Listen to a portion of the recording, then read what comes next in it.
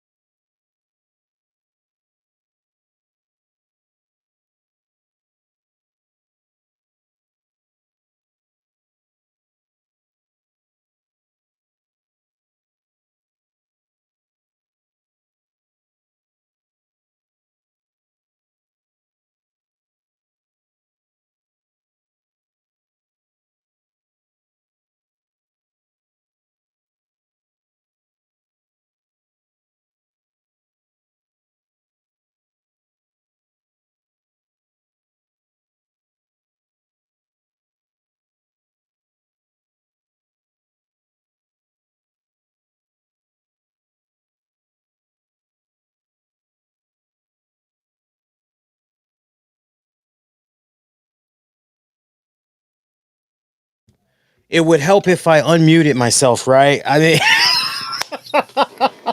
I'm glad I caught that just in time. Oh my God. We're already off to a rocky start. What's going on, guys? Lee Sanders with you all for this Friday, November 21st, 2025. You guys are checking out the 14th anniversary show. 14 years we've been doing this show. And look, it's okay to make fun of yourself. I've been doing this for 14 years and I have everything down pack, but I will still slip from time to time. And I think now it's a case where old man's age is kind of starting to creep up on me. Did you do this? Did you do that? Did you do this? Did you do that? Did you do this? Did you do that? And like, yeah, I'm good. But oh, I love it. I love it. Here we are, though, man. 14th anniversary show. 14 years doing the RCWR show with Lee Sanders. 14 years consecutive podcasting, doing this show week in, week out, multiple shows, pay-per-views, and all that good stuff. You name it. And here we are. Don't seem to be slowing down just yet. Prioritizing maybe a little bit, but not slowing down just yet from putting a total halt on doing the shows. Hope you guys have had a fantastic week. We made it. The weekend is here. Thank God Almighty. So we are joining SmackDown live in progress right now. I figured the way that we would do tonight's show, we'll definitely talk a little SmackDown. We'll also sprinkle in some headlines. I'll share some fun stories in between. I know I've got the phone line that's going to be opening up soon. I know Tams wants to do a drive-by and hang out, talk for a little bit and all that. So we're going to patch her in a little while. And so, yeah, any friends, colleagues of the podcasting world that maybe want to call into the show, you'll be able to do so in a little bit. I'll make sure I give you the number in a little bit. What I want to do, though, I want to make sure that we have Tams be able to jump in. And after Tams has hung out for a little bit, then we'll put the number out there and everything in case you guys want to call. Of course, y'all can always drop your comments in there as well. We're streaming live on multiple outlets right now for the next little bit. Oh, wow. So it looks like SmackDown is opening up with the Vision, Paul Heyman, Logan Paul, the Bronsons, Boy, by the way, how about that great interview that Paul Heyman did with Stephanie McMahon? That is still being talked about. Paul Heyman got some nice shoes on tonight. I got to give him credit. Look like some nice little penny loafers that he got on. Yeah, we had a serious cliffhanger from Monday Night Raw, didn't we? It ended with Drew McIntyre being revealed as the fourth member for War Games there for Team Paul Heyman. But actually, no, no, no, not Drew McIntyre. Forgive me. I still got Drew McIntyre fresh in the head. No, no, no. Brock Lesnar. Yeah, Brock Lesnar was revealed that Brock Lesnar was the fourth man there for War Games. But then we also saw the return of the tribal chief, Roman Reigns. See, I want to increase the volume a little bit, but I'm afraid that WWE might hit me with a content ID match. And I would hate to go through that, man. Like, seriously, I would hate to go through that because it's just, like you don't want it. You just don't want it, man. But Paul Heyman isn't really saying anything interesting right now, at least not right now. They're out there in Denver, Colorado. Bronson just smiled big time. It looks like Braun Breaker kind of trolled him a little bit. I think he was kind of grabbing on Bronson Reed's uh, muscle peck a little bit, and that actually made Bronson chuckle a little bit. So I think that was a little off the cuff. I kind of like it though. I like that. I like seeing little things like that. It kind of lets me know that folks are gelling pretty damn well together. I love that. I wonder if Logan Paul's LGN figure is going to sell out this time because remember the past two times that those LGN retro figures have been available, all the others have been sold out except for Logan Paul. Nobody wants a Logan Paul. That's like all the stuff that you could find. Logan Paul's got the microphone now, and Denver, Colorado is letting him hear it right now. Let's talk about Logan Paul for a little bit, right? So we've seen this chatter that's out there about Logan Paul, where we've got a couple of AEW wrestlers that's jumping out there and saying, yo, Logan Paul better than like the entire AEW roster, or Logan Paul better than all the male wrestlers there is on the AEW roster. Look, I have admitted that Logan Paul, as far as someone that has taken the wrestling industry by surprise, for an entertainer, a pure entertainer, social media influencer, all of that, for him to be able to catch on to the business, the wrestling business, and adapt accordingly. Like, I haven't seen anything quite at this level, not since a Brock Lesnar and the easy transition. It just seemed like he was able to make getting into professional wrestling, as well as Olympic gold medalist Kurt Angle. I mean, those are two really good prime examples right there. You could even make an argument and go with Shelton Benjamin if you want to throw him into the mix as well. Really, not since those three guys have I seen somebody that. But then also, still at the same time, Logan Paul is in his own little wheelhouse of his own compared to some of those names that I've mentioned. Now, he definitely, as long as he wants to continue to stay with WWE and everything, he definitely has bright career ahead of him. And it's hard to believe that it's already been 4 plus years, what, five now, that Logan Paul has been working with the WWE. I mean, that's just mind blowing when I hear that. I mean, when you really stop to think about it, it's like, wow, that much time has gone by already. and he is still just essentially scratching at the surface. Like the guy hasn't even reached his peak yet, in ring wrestling career wise. So, but doing the comparison to the AEW roster, I mean, we can kind of cut that down real quick. So, like, look, if we were to go down just the roster right now, just some names that's jumping out to me, and not for nothing, you guys can jump in and you can go, well, what about this name, Lee? And I'll let you know straight up whether or not is Logan Paul better than Orange Cassidy? Yes. Is Logan Paul better than Darby Allen? Oof. Ooh. See, Darby Allen has proven that he can wrestle. And I wish he would lean into that more than his daredevil antics, crash test dummy stunts and all that. Uh I'm gonna say yes. Logan Paul's better than Darby Allen. Is Logan Paul better than Kenny Omega? You have to put an asterisk by Kenny Omega's name because it really depends on, okay, hang on, let me hold that thought. We're looking at, oh, wow. Drew McIntyre just now is getting off of Cody Rhodes' Wheatley Vodka tour bus, and he has laid out Cody Rhodes in a bloody pulp. Oh, wow. Well, wonder if that means Cody won't be making it to War Games there.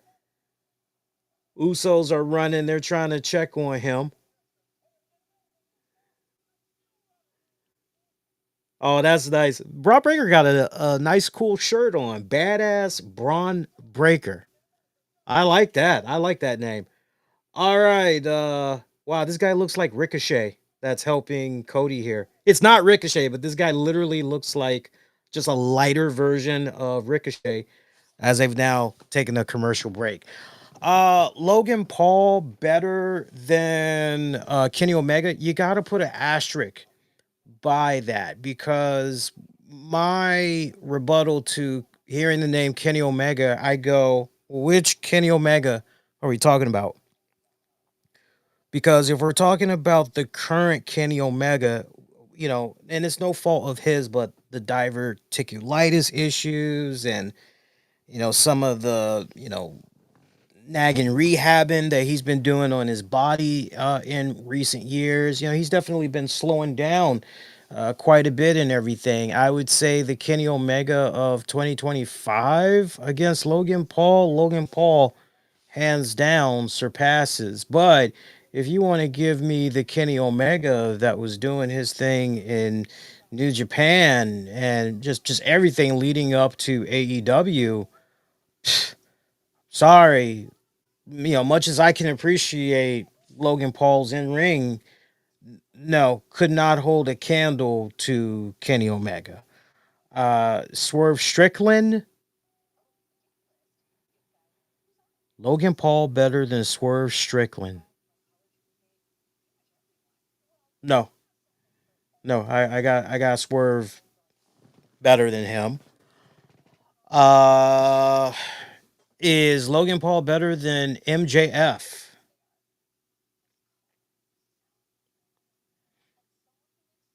I think that depends. And that's not me doing a cop out on you guys. That's me legit asking, well, what area are we talking about? Are we talking about wrestling? Because if we're talking about wrestling, I dare say Logan Paul is the more flashier, the more entertaining wrestler in the ring than MJF. If we're talking on the microphone, MJF has been a little bit, I don't want to say relaxed, but that seems to be the word that I'm kind of leaning towards right now. I remember a time in the previous years where, and you guys that were watching AEW, you can admit right there, I know you were right there with me. when I get ready to say this, but there used to be a time when it came to AEW programming and you heard that MJF was on, you knew you were going to get a pretty entertaining segment. You know, you were going to get something kind of memorable. You knew you were going to get something where you were going to kick back and go, God damn that MJF. Man, he's so goddamn good. You know, but lately, and I don't really think it's been any fault of his own, but yeah, man, I think it really depends. I think it really, really depends. But the promos, no, Logan Paul's got him beat hands down. So, I mean, that's just some of the names that's off the top of my head as we join SmackDown in progress. We got about one, two, three, four, five. Look like we got about six people. Ha! Drew McIntyre just did a drive-by looking at the work he did on Cody as he dipped out. That pretty much went deuces and rolled out. We got Corey Graves and Michael Cole here on commentary. Corey got a nice suit on. Corey need to let me know who that tailor is, man. That suit look real good, man. What he pushing tonight? Wow, both guys are now wearing prescription glasses, by the way. Corey Graves and Michael Cole. How about that? We got Dragunov in action to kick things off. Guess this is another United States Championship match. Let me listen real quick. Yeah. Yeah, it's another open challenge for the United States Championship. But if you guys want to throw some more names out there at me, feel free to go ahead, throw more names. I'll let you know whether or not, like, if you want my personal opinion, I'll let you know whether or not I'm thinking. But yeah, just so interesting how so many, or a few AEW wrestlers have jumped out there hearing that stuff about Logan Paul, and they're very quick to. Some people may look at that and go, why even acknowledge this? Why? Well, it's nice when you've got websites and podcasts, vloggers. It's nice when you got a topic like that that has a decent amount of people talking because then it's like, yeah, so is there some merit to what's being said? And of course, it's always a matter of opinion as we're waiting to see who Dragonov's opponent is going to be, his mystery opponent. Survey says,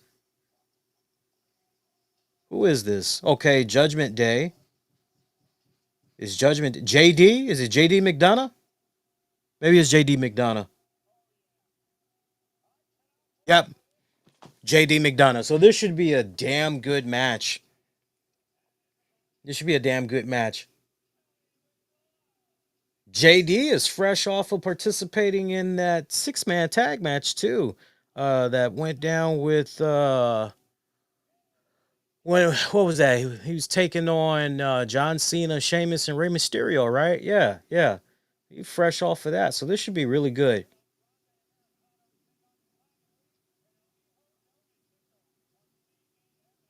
And before you all even ask, I know that we got Wrestling Weekend, we got AEW Full Gear, we got AAA. They're going to be doing something this weekend as well. We'll look at how those cards are looking later on in the show. Tell you this right now, for those of you wondering if I'm going to do a post show covering both of those, nope, nope, nope, nope, nope, nope. I have got to prepare for a reading discussion this coming Tuesday for one of my classes, one of my literature classes. I am dreading it. I'm not nervous or anything, but I'm dreading it from the standpoint of all my other classes coming up on Tuesday because it's Thanksgiving week. They all are basically going, don't come to class. We're starting the Thanksgiving break early. See you the week after. And it's like, yeah. But because my professor for this one literature class was sick the previous week, if there was any wiggle room to maybe, okay, since it is Thanksgiving week, let's just we can't. So we all got to show up this coming Tuesday.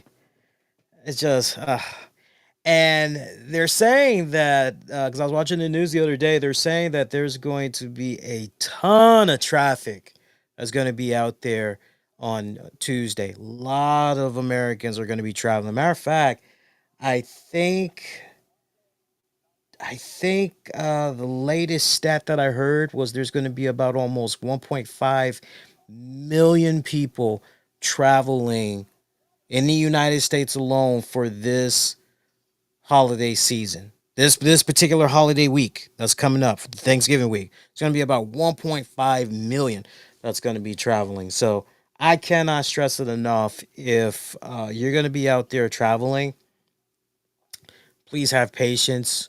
As I've been telling you guys, year in, year out, you're not just driving for yourself, you're driving for other people as well.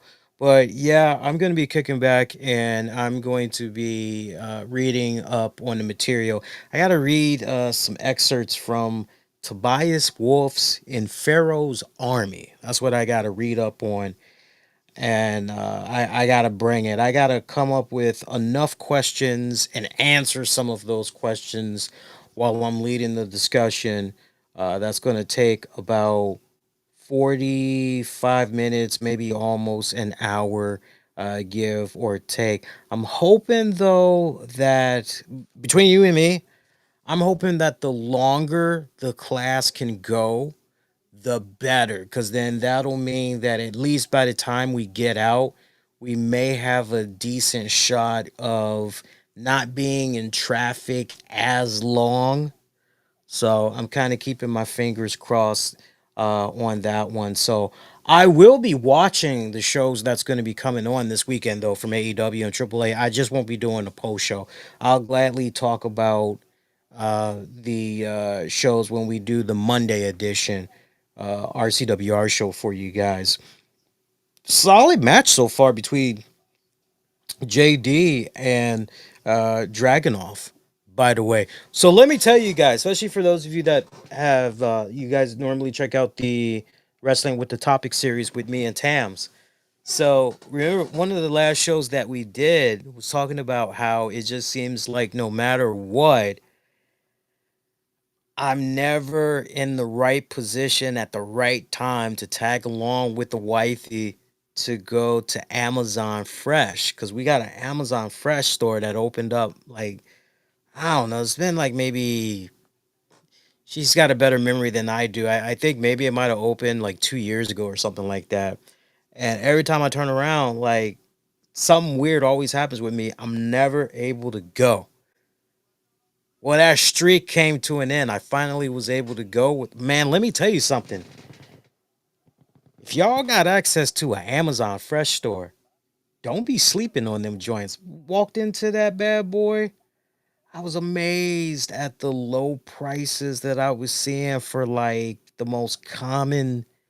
I'll give you a perfect example. So I saw a regular size bag of Lay's sour cream and onion chips. Okay. And normally, I can't speak for your area. You'll have to sound off and let me know. But, over here in the DMV, bag that size is going to run about $4 to $5. Okay. $4 to $5. Amazon Fresh, these guys wanted 197. I had to do a double take. I was like, what's wrong with this? Like, is the date going bad or something? What exactly is going on here? Date was on point, right? Of course, I'm being a little sarcastic, but still, you can't help but wonder that kind of. I did check the date though, legit. Like, I ain't care. I was at an Amazon Fresh store. Like, I had to see like why was it this price? Like, what was going on? Maybe something was weird going on with the bag. I don't know. Maybe some type of a discoloration. No, like that was just the regular price. And they really do try to help you save a couple of dollars, man. I was quite taken back by everything that they had in there. Kind of small, kind of small. It kind of gave me a, if I were to describe it, so when you're inside, it almost seems as small as an Aldi store, but full of really, really good stuff. Right? Great high quality stuff and all that. I saw their salad bar, their bakery section, which is all just pretty much bam, bam, bam, all next to each other. I mean, it was awesome. It was a really, really cool experience. Everybody that worked there were just so friendly. I remember we stopped by the Snack Owl, and I was looking at, oh, nice German. Ooh wee! Dragunov just hit a deadlift German suplex there. He looked like he's trying to go for a trifecta. Yeah, he's got the second one in there. Oh my God, he still got it locked in. He almost got JD. Okay, he almost got JD out of his damn trunks. You can see a little bit of his poor derriere kind of sticking out a little bit as he's going for the other one. Let's see here. Can he pull off a third one? JD's fighting it off. Dragonov's like, nah, nah, nah. He's taking elbows to the back of the neck and head. I think he's going to get that third one off now. Oh, no, no. What is that? A T-bone? What the hell was that? I don't know if that was a T-bone suplex or what. Tams is ready to patch for me to patch her in. So let me go ahead and patch her in. And let's see what we got here. So let's go ahead and patch her in. She said she was ready to rock and roll. Let's see here. Oh, let's patch. Oh, sorry for yawning. I don't mean for you guys to see me yawn. It has been a long day though. I've been up. I've been up early. I woke up early this morning because I had a couple of classes I had to take. I don't mind waking up before my alarm. When I wake up before my alarm, that means I'm well rested, and I definitely had got my 8+ hours of sleep. So I felt pretty good when I got up. But yeah, now it's like starting to slow down. Honestly, doing the show right now is kind of giving me that second jolt, and then not to mention folks that want to call in, all that other good stuff, or just do a drive by, throw a quick, hey, happy anniversary, all that good stuff. All right, so let us get. I think I'd hate for you guys to hear the ring, so let me see. Let me see if I can just get her to call in, and then that way she can go ahead. That way you guys won't hear. That way you guys won't hear the phone ringing, and it should work like that. Yes, I like when it's silent. Oh no, you guys actually still heard the ring. So I learned something new. When the phone is on silent and you're connected to the mixer, the ring will still come in.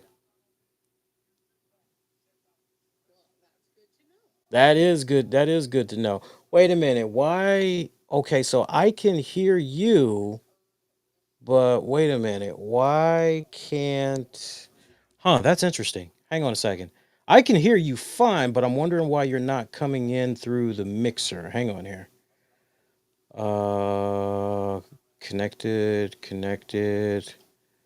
So it's showing me that you're connected to the mixer, but I'm not understanding why you are not. Let me see here. That's weird. Maybe you just sound far away. Let me do this. Let me do this. And let me put my headphone on. Say something, hun. That's interesting. Okay.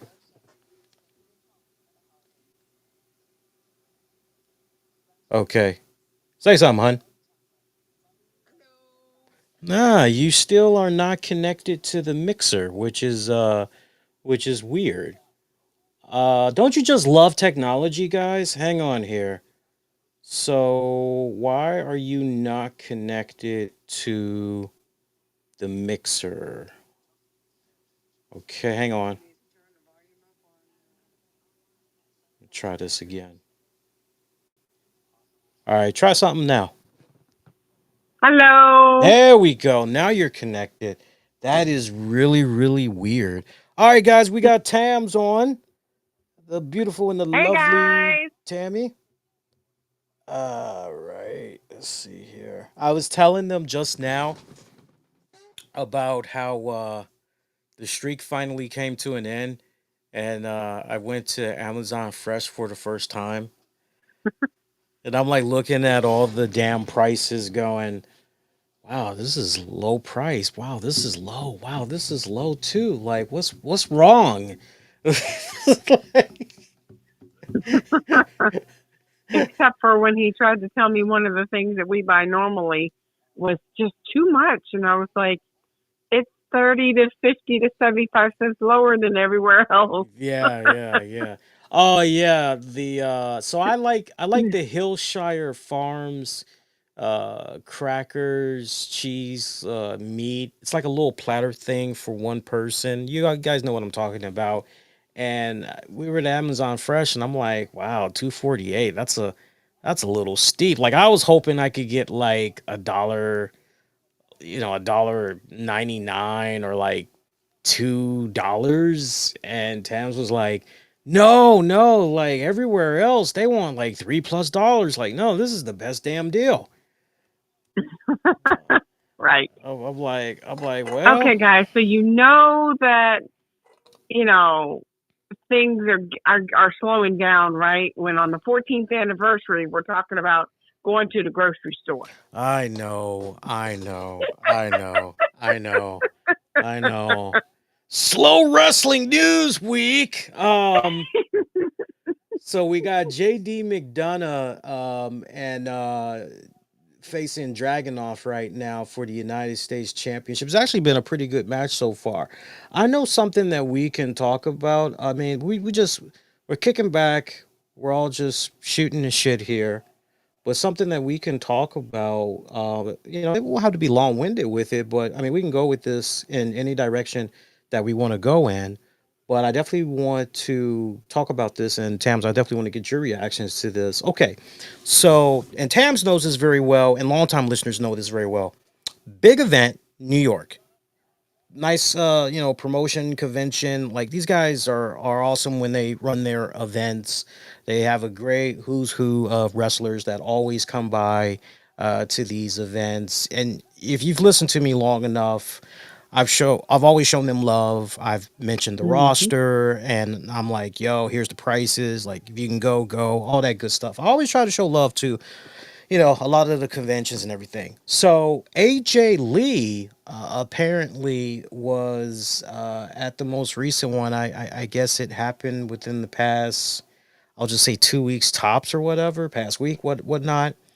And this guy, creepy looking bastard, teeth as brown as I don't know what. Uh, just I'm not making fun of the guy. I'm just simply telling you what is going on. What is going on? Because I'm sure. Let me tell you something. I'm pretty sure if Tam saw this guy's mouth, she'd be like, because she works at a dental office, as a manager.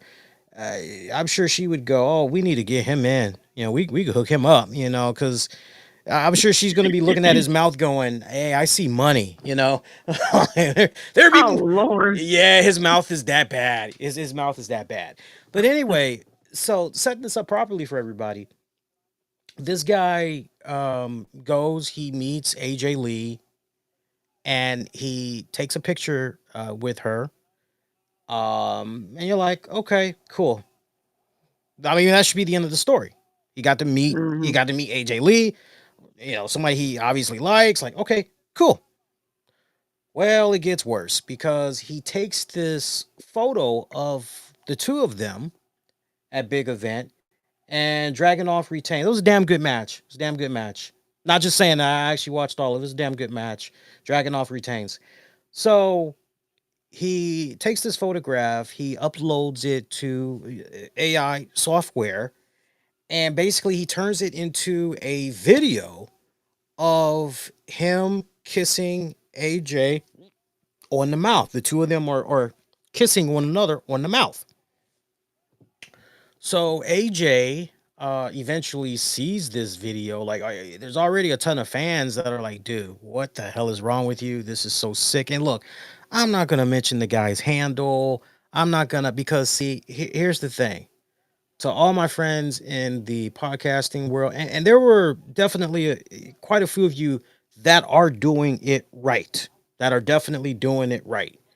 But like, to those that have the webcasts and you guys are showing screenshots, even if you're not playing the video, you decide to not play the video, just the fact that you're showing screenshots and you're showing the guy's name, don't even do that, because you're basically giving him his 15 minutes of fame. Like, if you're going to cover this guy, you're going to cover the news of this guy, cover it. Just don't mention the guy's name. Don't mention his hand. None of that crap. Okay? Seriously. So the fans are like, dude, what the hell is wrong with you? You're like one sick mother lover. AJ gets wind of this and she puts out, she responds to this post of his and she goes, this is harassment. Um, this is like something else that she had said. And she said, please remove this video.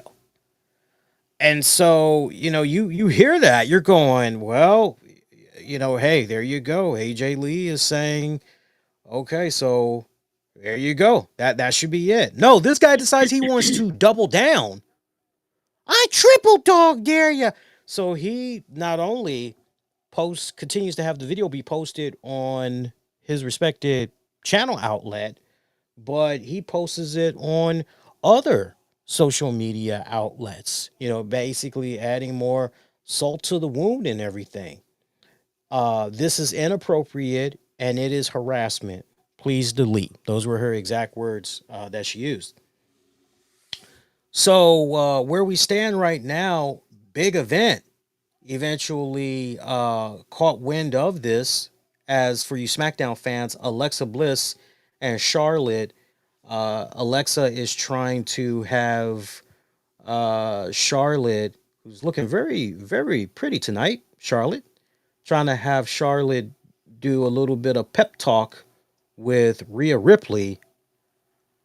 This does not seem like a meeting of the minds. This seems like a really bad softcore pornography scene. That didn't look right. I'm not just saying that didn't look right. Anyway, so Hun and everybody else, so big event. They caught wind of this and they're like, responded to this dude, you're banned. And then they followed up with another tweet, you are banned from all future events. Has that maybe made the guy at the time that we are doing this show right now go, you know what? Damn, I really, really messed up here. This wasn't my intent. Let me just. No, his content is still on the respected social media outlets. So that's where we stand right now. So would love it if you guys could sound off. Let me know your thoughts about this whole AJ situation. Hun, run with that. What say you?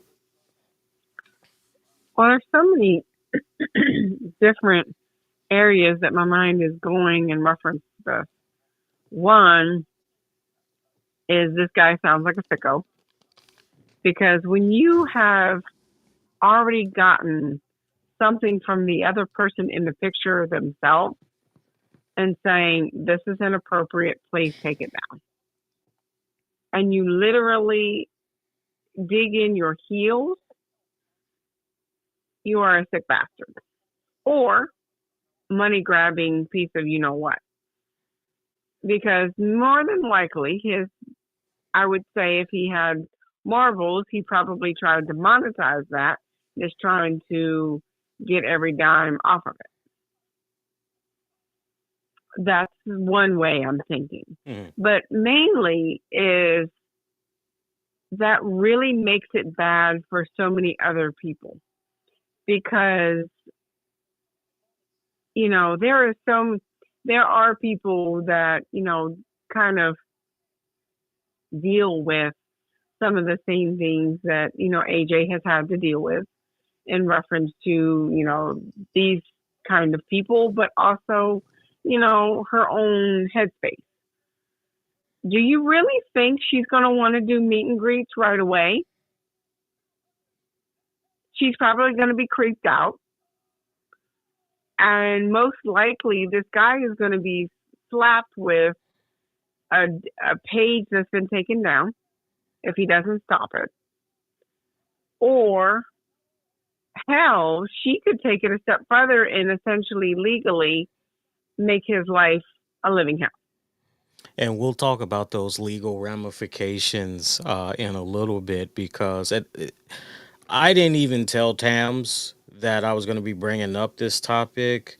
I know in passing I had said a little something to her about it, but I didn't go into full detail about what all had went down.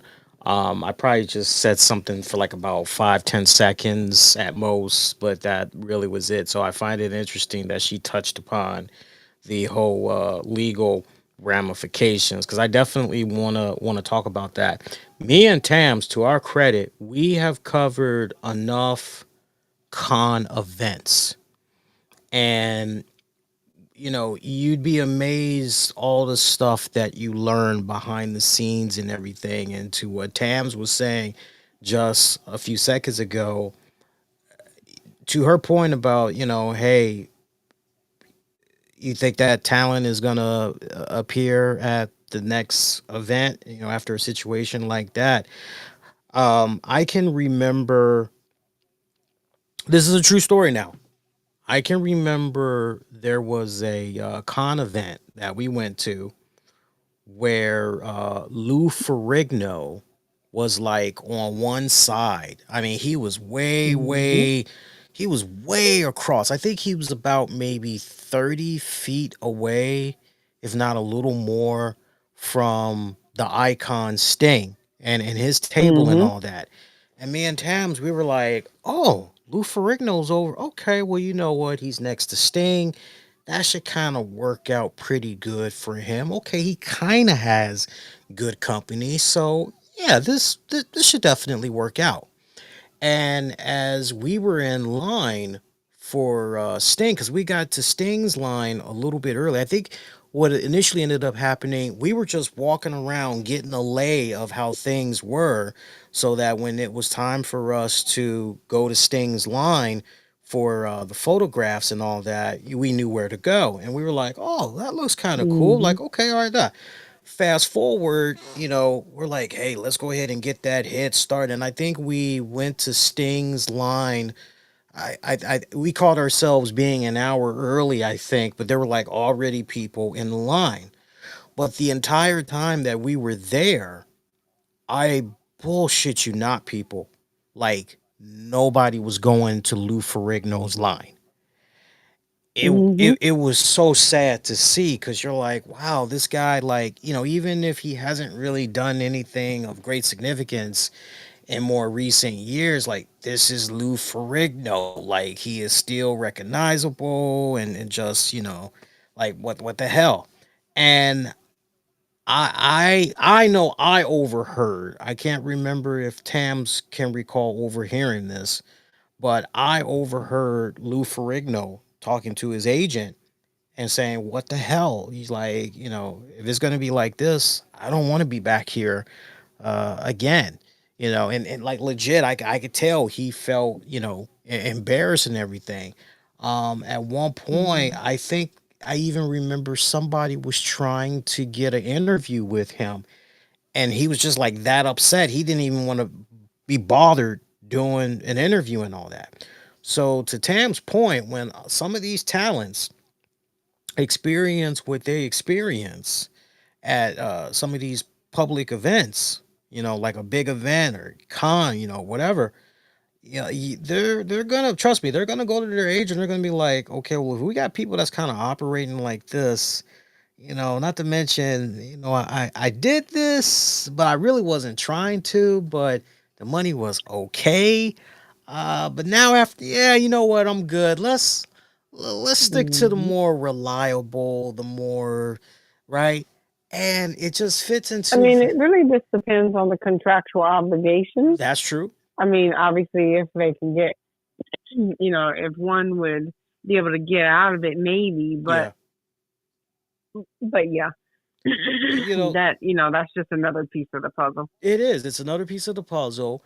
And then, what this guy doesn't understand, what he has done, he has definitely he's making the experience, he's putting hindrance on it. Hmm. He's going to make it more challenging because now things are going to be looked upon from a security Hmm. aspect.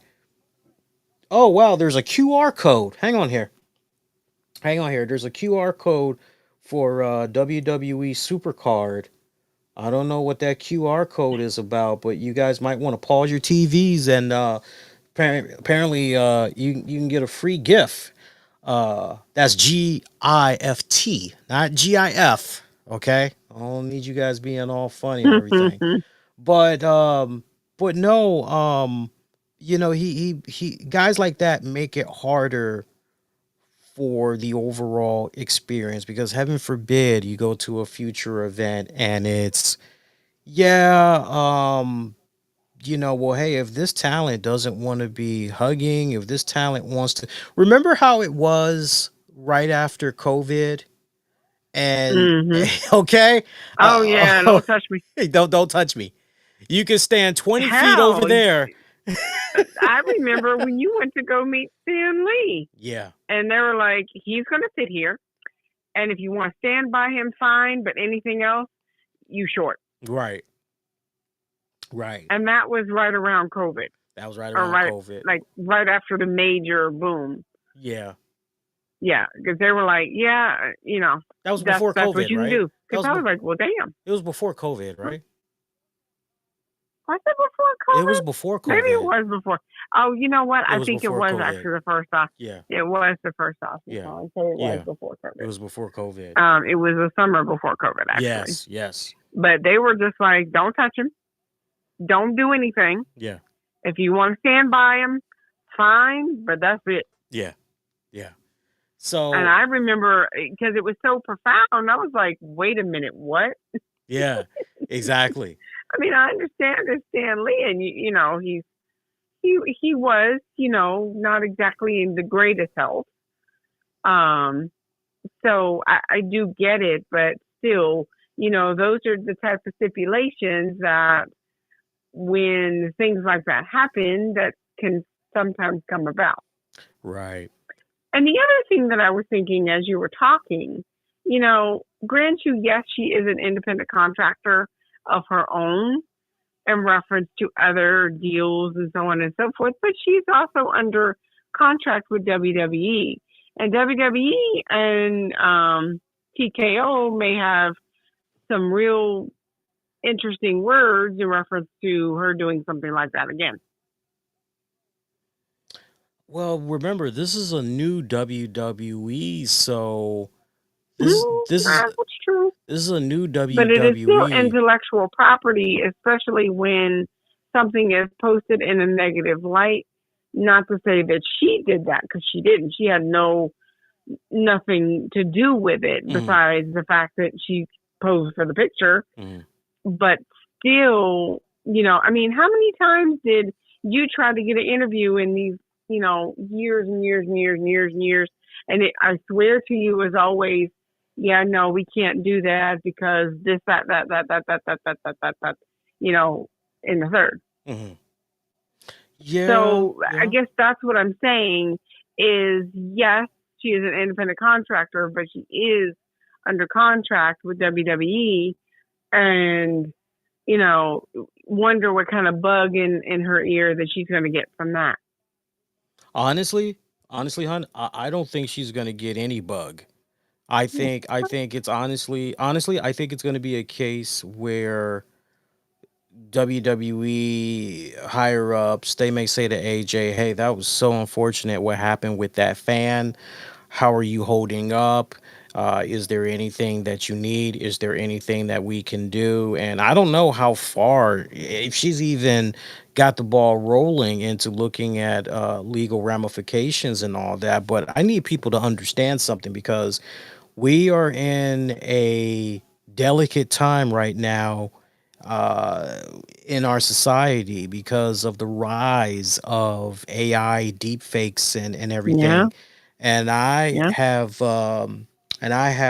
written this really great article. Tams has read the article. I know she gave her thoughts about it on wrestling with the topics from over the weekend. But it's an article that I'm really, really proud of, that I can't wait to see be published.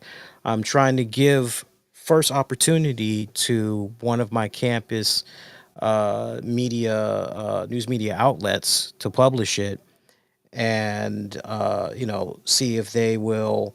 But I'm glad that I'm still able to continue to work on this story, because it's an ever evolving story. Hmm. Like, so far I've been able to sit down and speak to some professors.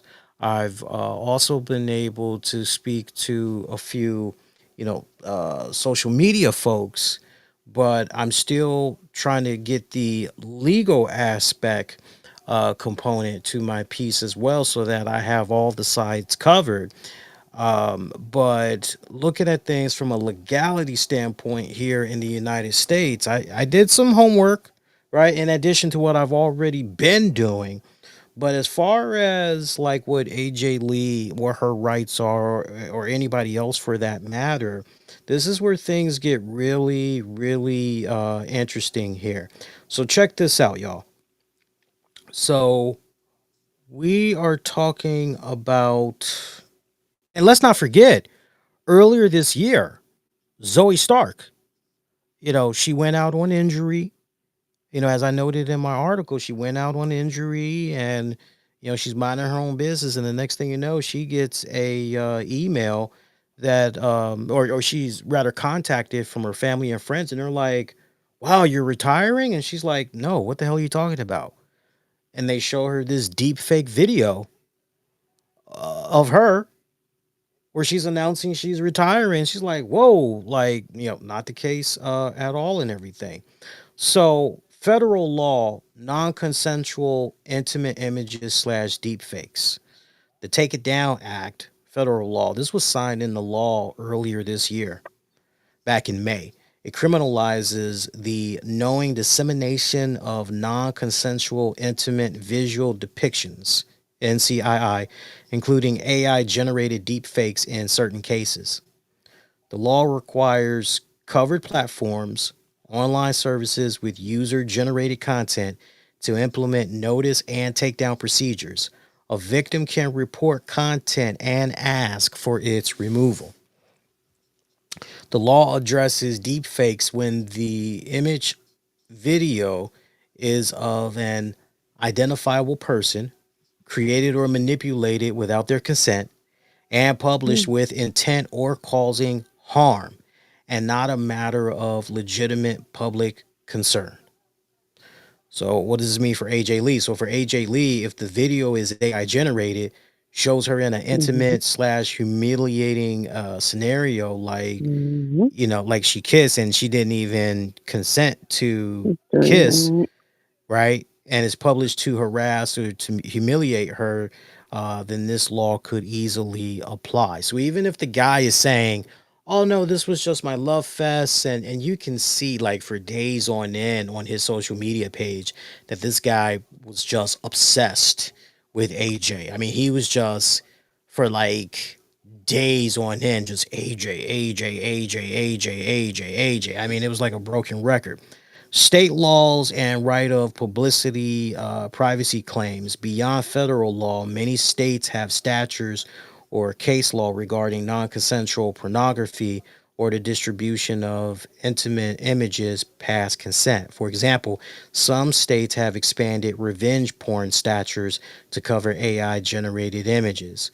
Separately, there are tort claims, right of publicity, unauthorized use of person's likeliness, false endorsement, invasion of privacy, public disclosure of private facts, false light, intentional infliction of emotional distress, etc.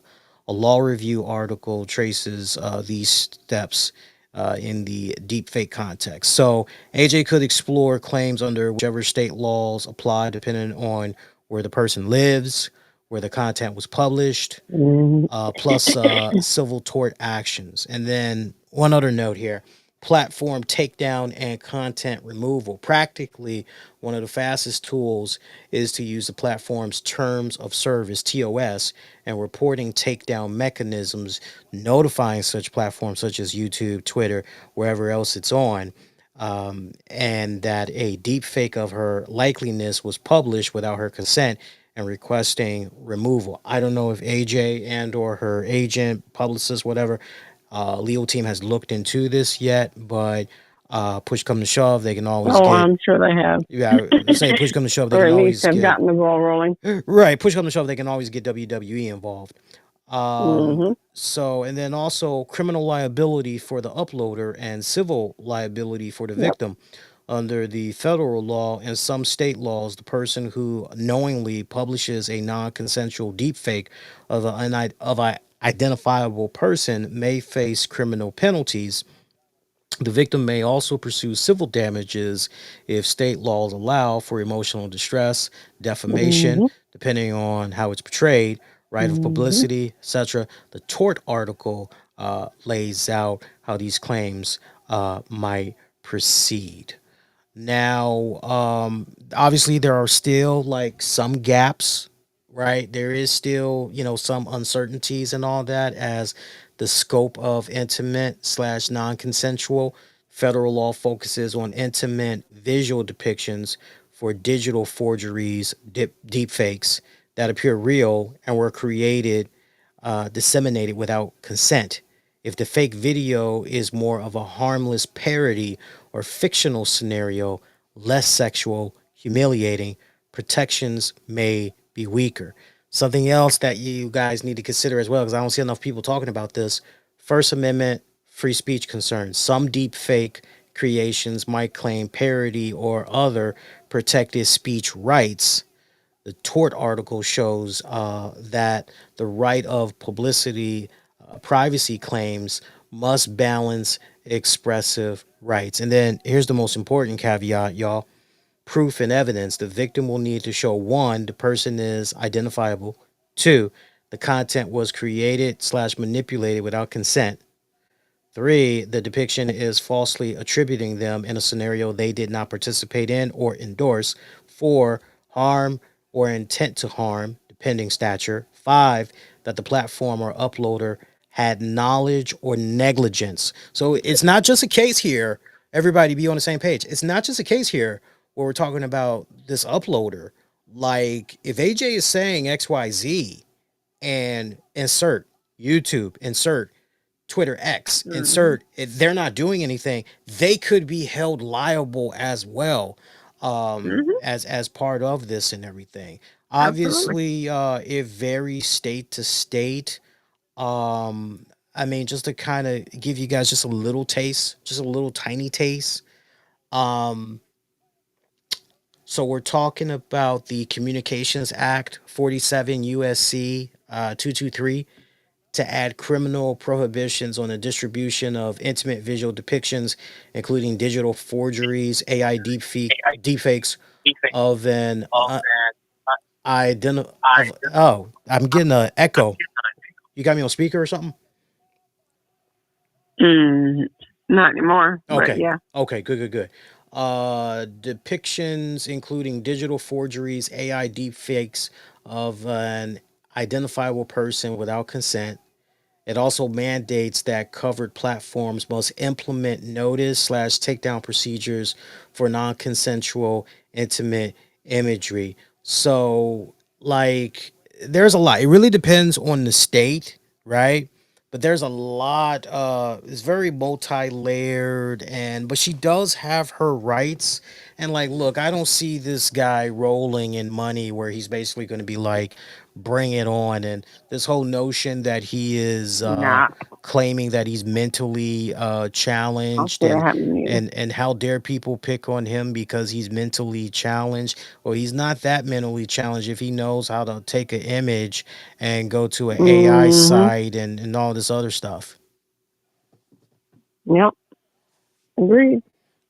So yeah, kind of a sad and unfortunate situation right there. It's like you see the good when it's done right. You see the good when stuff like this AI and deep fake content. Like, I automatically think about some of our favorite actors that are essentially, they're aging out, and they have already taken the steps to make the transition into doing voiceover work for cartoons, animated films and things of that nature. But now seeing some of these, wow, AI can do this. Wow, we can, like, people are already like, yo, we need to try to make a movie off of this technology. And this means that for some of your favorite aging actors, that they, hey, I still got the voice. The voice is, still iconic. It's still recognizable. Yo, I can work if I want to for another 10, 15, 20 years and just rely on my voice. At this point, I just got to protect my voice.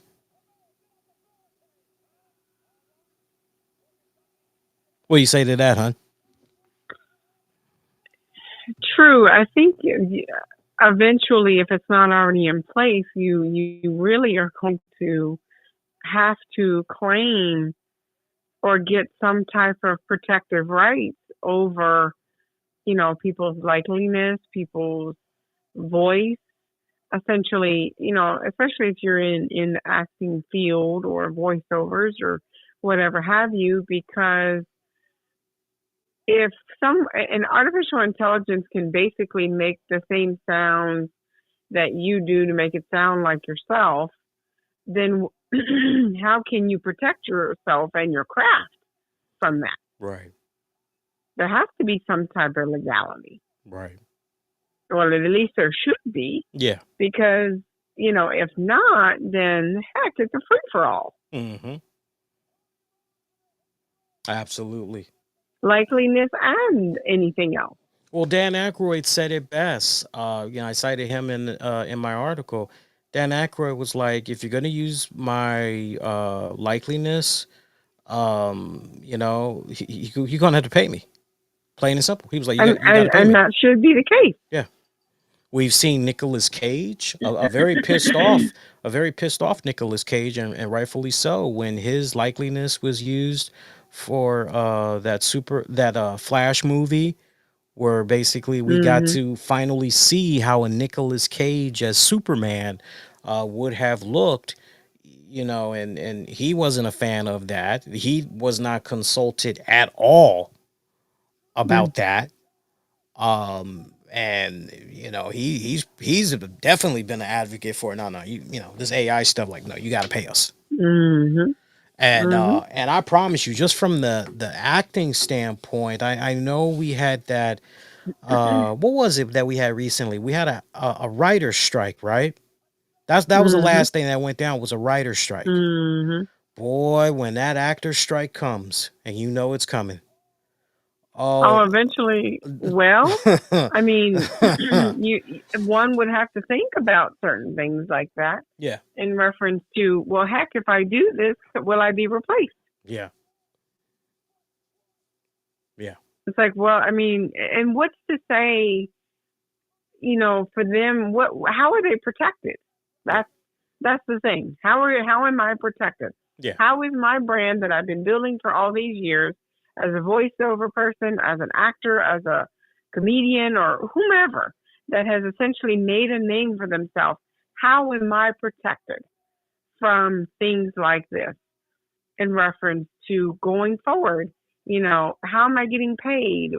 And I should be getting paid essentially, whether or not you're using my voice naturally, or whether you're using some form of AI to help that along.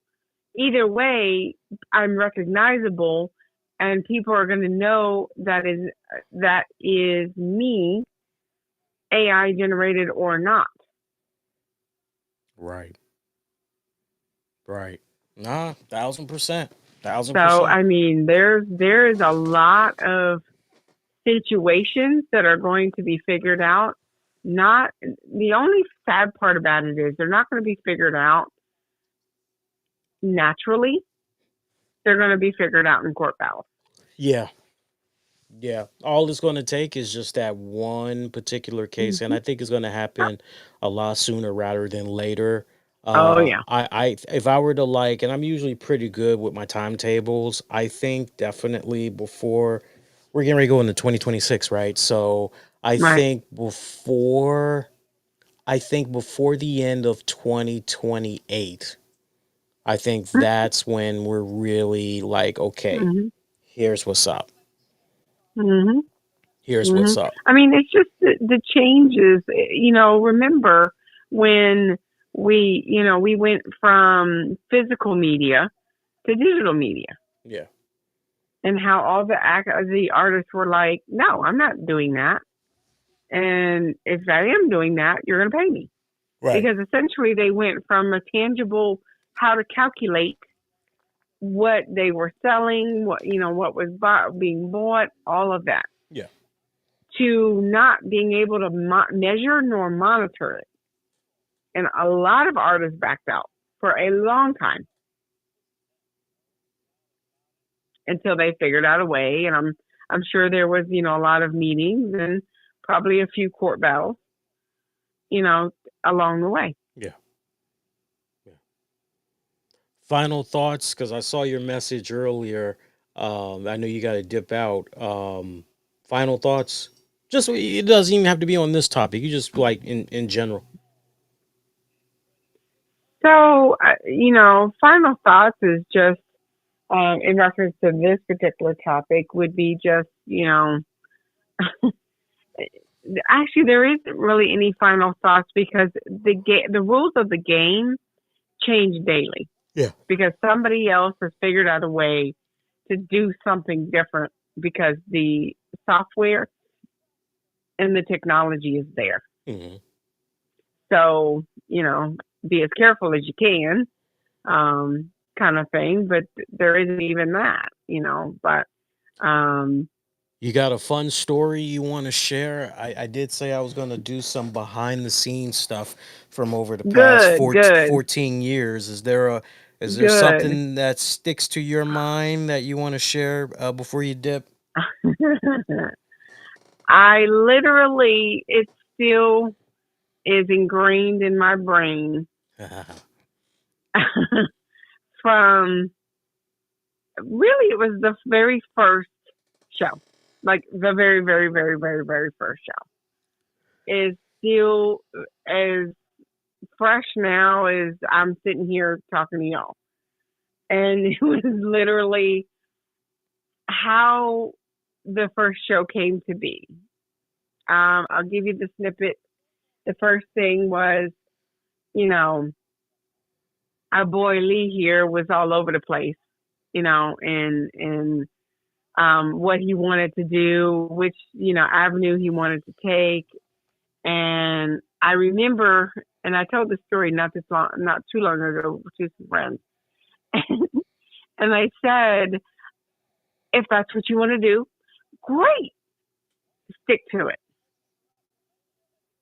And the funny thing is, I think for the longest time, Lee thought, okay, she's being supportive, which I was. There's no qualms about that. But on the undertone of it, it was like, okay, pick a lane and stay in it. to that very, very first show, and you were nervous, and it was, how should I do this, or how should I do that, or, what will happen if this happens, or what have you. And I said, just relax and have fun. And he was still nervous. Yeah. And I saw the whole show, and he, You guys couldn't see it, of course, back then. But he looked like, for some of you, you may know who I'm talking about. For others, Google it. But he looks like Walter Cronkite trying to report the evening news. But he was so nervous, and so many years later, it's so funny. I guess the only other thing I want to share is to see you grow in your craft. From that nervous person that was like, oh my goodness, what have I gotten myself into? Yeah. To, oh wow, on Spreaker, the numbers and oh, we've got this many downloads and that, and unfortunately the platform was crap. But to basically make it a shorter story, to see you from that very first show that was, like it's someone's first driving test, to now, comfortable in your own skin and essentially, reporting and having conversations. So that's what this is, guys. We're having conversations. Yes, Lee is giving you updates about wrestling and so on and so forth. But guys, this is a whole big old conversation, and nothing makes me smile more than hearing Lee say, somebody told me today that they grew up listening to me. And it's like, wow, what a tenure. And 14 years later, here you are. Yeah. And it's just scratching the surface, baby. Just scratching the surface. Yeah. Yeah. I'm gonna say here's to 14 more years, assuming that I'm able to continue to without any strings attached, because let's be honest, if I'm trying to do the news reporting, like if I'm trying to transition it to be a TV news journalist or whatever, there may be some restrictions as far as like, yeah, you can't do that show. We'll cross that bridge that's like, it's right around the corner though. I want to prepare everybody because like things could be drastically different in the next 3 years. I mean, if we're being honest with you guys, and we always believe in being honest with you, we've already, myself, Tams, my academic advisor, it's like, look, I'm still a relatively young man, but at the same time, I'm also a handful of years away from turning 50. I want to get my bachelor's. Like, can we do this in 2 years, like tops? And they're like, 2 years is really pushing it. You need to prepare for 2.5 years. It's like, well, that's fine, but let's try to go for 2 years. So a lot can happen between now and when I get the bachelor's that I may not be able to do this show anymore. I'm hoping it doesn't, get to that point. I'm hoping it's a case where they just go, look, as long as you don't, mention your affiliation, your news affiliation, as long as you don't, advertise when who knows, right? Because it kind of seems like nowadays more and more news anchors are kind of doing that whole podcasting world, and it's not conflicting with where their main bread and butter is per se. So I don't know, anything can happen, but again, we'll cross that bridge when we get there. But to Tap's point, you guys gotta, I wish you guys could have seen, because like to her whole point about Walter Cronkite, I had like printed out paper after paper after paper, and I was just sitting there in front of the camera live, just so to go from that, and I promise you guys, it literally was. Today is November 21st, hey, 2025. Shout out to Jay. Yeah.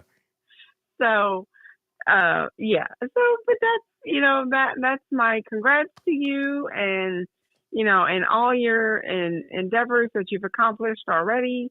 And, what else is to come as far as, whether it be with the show or your career and what have you. But I was actually sitting here thinking, just really quickly, I was sitting here thinking, I wonder if he's going to play maybe like a snippet, of, of the first, or maybe first handful. If you even have those, I don't know if you do or don't. The first handful of shows. Because I Wow. promise you guys, I think we can do that. You want, like, is that something you want to personally hear right now with everybody else in real no, no, time, no, no. or I was just what are you thinking thinking? where it would be funny to give them a snippet of back then. That's what I was thinking. During the celebration? Yeah, during the show. I mean, it doesn't have to be right this second, but I tell you at what. some No, no, point no. during the show, I if tell you you can. what. I tell you what. I tell you what. If you could buy me maybe 5 minutes, if you could buy me 5 minutes, I can literally pull up something right now that we all can listen to. You ain't even got to buy me 5 minutes. You can buy me like 2 minutes tops, and I can definitely find it. That's like no issue. Oh, okay, That's like no okay. issue. Yeah. All right. So talk for about 2 minutes. I'm gonna Gotcha. be quiet and I'm gonna find this. All right. So, guys, Justin, while Lee's looking for that, and so many platforms and so many avenues and things of that nature, and just um, seeing the evolution of the show, and then who Lee has interviewed and talked to, and just had conversations with. I mean, he actually got to interview Bruno San Martino, and for Lee, that was like the highlight of his life. Um, and he always lit up when he said, "Hey, I talked to Mr. San Martino," after he did the interview with him, of course. But True and it was story. just, Yeah, yeah. true story. Tams will back me up. I'm telling no lies.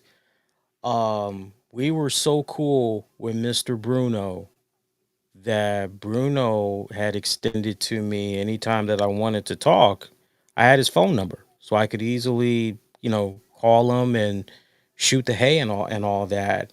And I don't have that many regrets. Very few. One of my regrets is that I didn't take him up on that and try talking to him more. I remember there were a couple of times I would get his answering machine, and I would say, hey, Mr. Bruno, it's Lee from the RCWR show. Just checking in with you. Hope you're doing well and all that, and that was that. And then, you know, it, very rare I regret, but it's just kind of one of those deals where it was like, well, here was essentially an olive branch of a friendship that was, I wish I would have more, right? And then the Mhm. only other time, there's been like three times I felt that way. The most recent, of course, was the passing of Kevin Castle. And Kevin Castle, I still think a lot about to this day, because a lot of the health issues that he eventually succumbed to, some of those same health issues I'm dealing with. I'm doing my best to steer the ship, get better and everything, so I can be around for Tams and my family and friends. To say that it is a challenge would be a understatement. But I think about Kev all the time.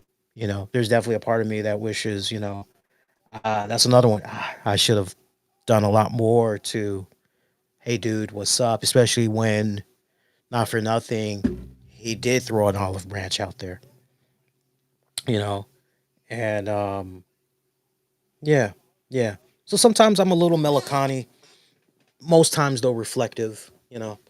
I did find something. I don't know if this will help us. I see something from 13 years ago.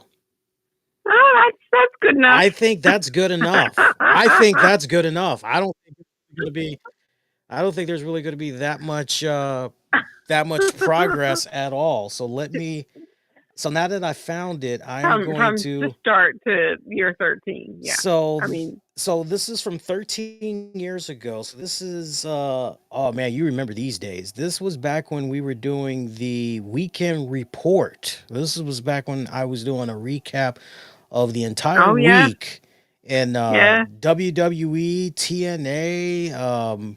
Those were like the main two that was running around. everything. Yeah, Yeah. WWE and TNA were pretty much the two that you were covering back then. Yeah, yeah. Okay, so let's listen to how this sounds here. I just had it. Hang on. 11/3. Oh, I didn't put in 2012. Okay, now we got it. All right, let's listen. Are also WWE gamers. I know there's a lot of you that had great concerns with WWE 12 on the fence about getting this year's installment. You'll appreciate the review that I have to say. And that review for WWE 13 is going to be coming up in the later part of the show. So let's go on ahead. We got a ton of stuff that we got to cover. Let's go on ahead and let's jump right into it. And of course, Who is that young man? that is, we were the last one to air on Impact Showdown Radio this past Thursday. But I can't stress it enough. Mad shout out to those in the New York, New Jersey area who unfortunately were affected by Hurricane Sandy. We know you guys are going through the recovery effort right now. We know that as last we had heard the report of deaths that have affected Sandy. Mish is right. I do at times sound like fucking Keith Lee. Two thou art for. Hurricane Sandy. The recovery process begins for many of you. In the New York, New Jersey area, you have our hearts, our prayers, our deepest condolences. Boy, that audio quality sucks, don't it? Man, you know what? You know why the audio quality sucks? This was back during the Blog Talk Radio days. Correct. Yeah. So for those of you, I think they heard just enough. I think they got enough to whet their appetites. So before Roadcaster Pros, before Shure microphones, before like Tams can help me fill in some more blanks too, but like before all of that, like the way most people before all the heavy hitting equipment. before all the heavy hitting equipment, right? Before all this shit that came that basically went, here, we'll take some of the load off of you, and this way you can really sound like a pro. You were able to you could only do your show two ways, right? Either you had a phone line, okay, and you either paid for that phone line, or you went to somebody like Blog Talk Radio, and for X amount of dollars a month, you were able to get a little phone line, and you could connect it to was it Skype? Yeah, it was Skype. And so they had like this really cool switchboard. I mean, it was kind of cool the way they had it set up way back in the day. And true story, Blog Talk Radio was finally retired. I think it was last year. Oh wow. Blog Talk Radio, yeah, it finally got sent into the sunset last year. I was like, wow, I can't believe, like, why wasn't it sooner? Like, Jesus Christ. But so if you weren't hosting a show that way, then the only other way that you were doing the show was you had the traditional setup, like you had the hard drive computer, and then you had like the professional switchboard. Maybe you had Behringer, 802 mixer, and you were connecting that way essentially to the hard drive and all that. And you got yourself a little microphone, and maybe you were doing it that way, or some type of a predecessor to that. But those were like the only two methods for way back then.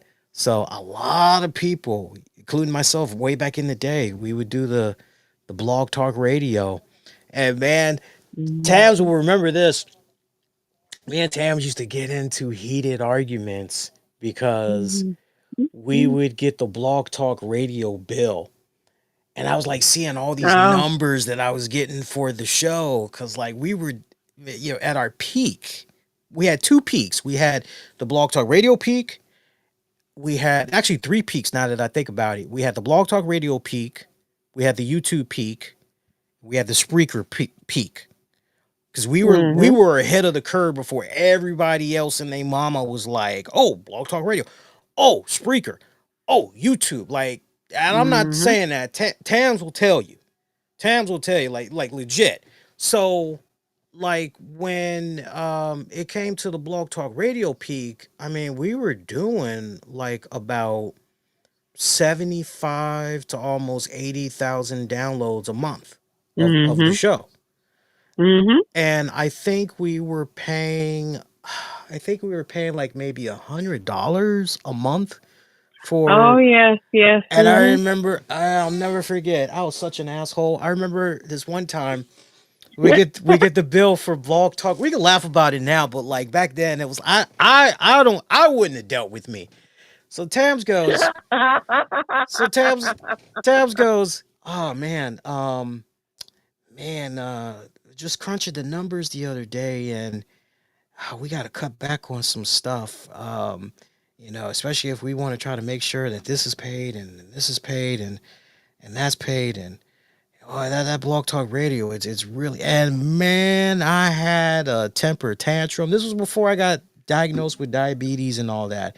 I had a temper tantrum, and I ain't curse her out or nothing like that, but I was like, no.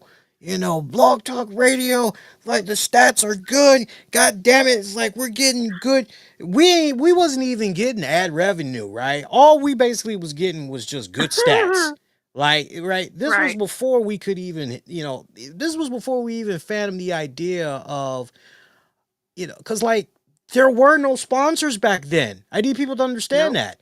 Sponsors weren't coming to podcasters. No, instead it was, ew. Yo, you're not really radio. Get away from me.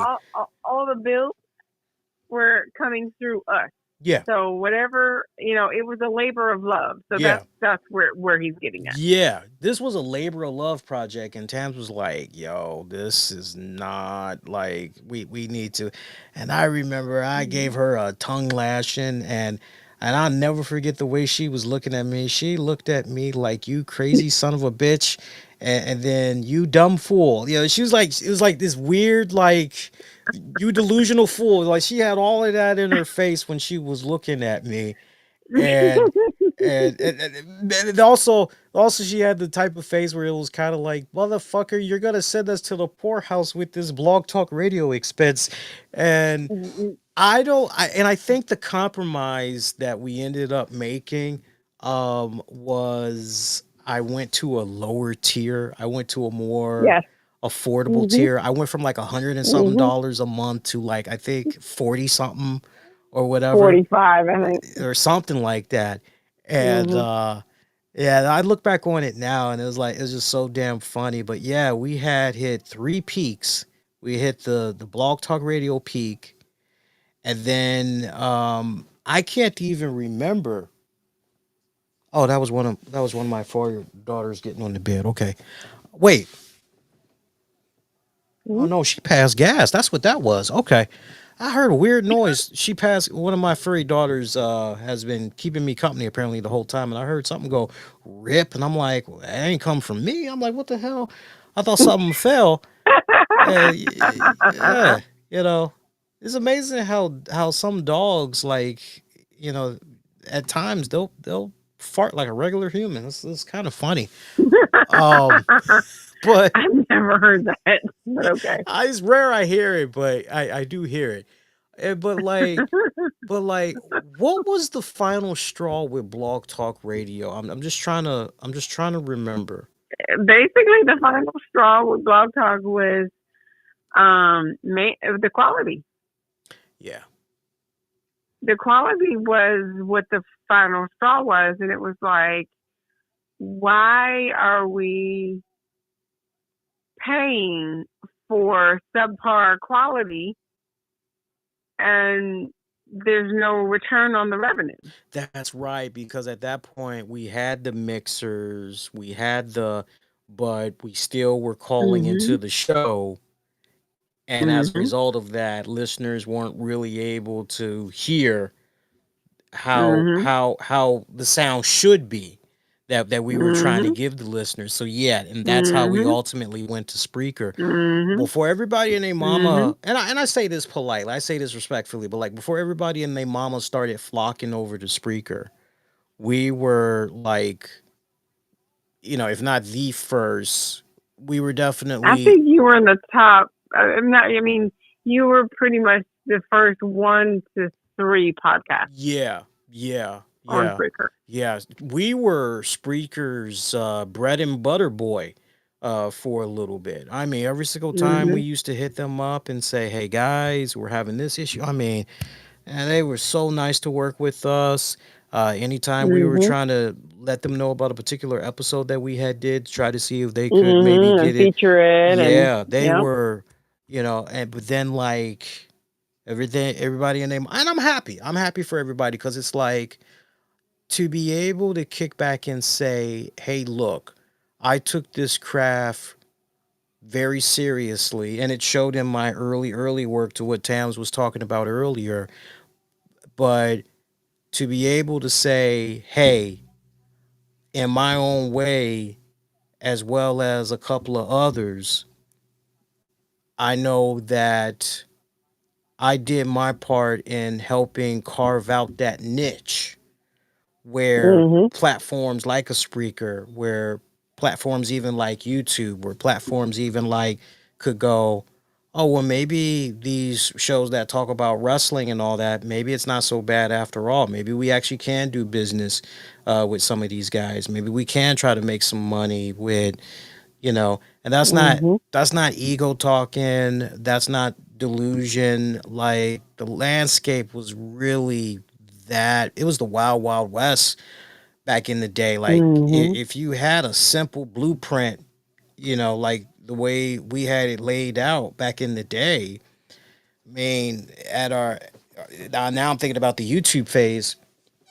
That YouTube phase, we got to a point where we entertained me uh quitting my regular 9 to 5 because the YouTube money Yeah. that was coming in monthly, like Yeah. clockwork, was that damn good, Yeah. Yeah. and then it was just And then the bottom fell out. yeah, you know. Mhm. So, but it makes me happy to know that I've been at it for so long. Like I've seen all this, and like now everybody's eating, and everybody is eating good. It's like Mhm. you know.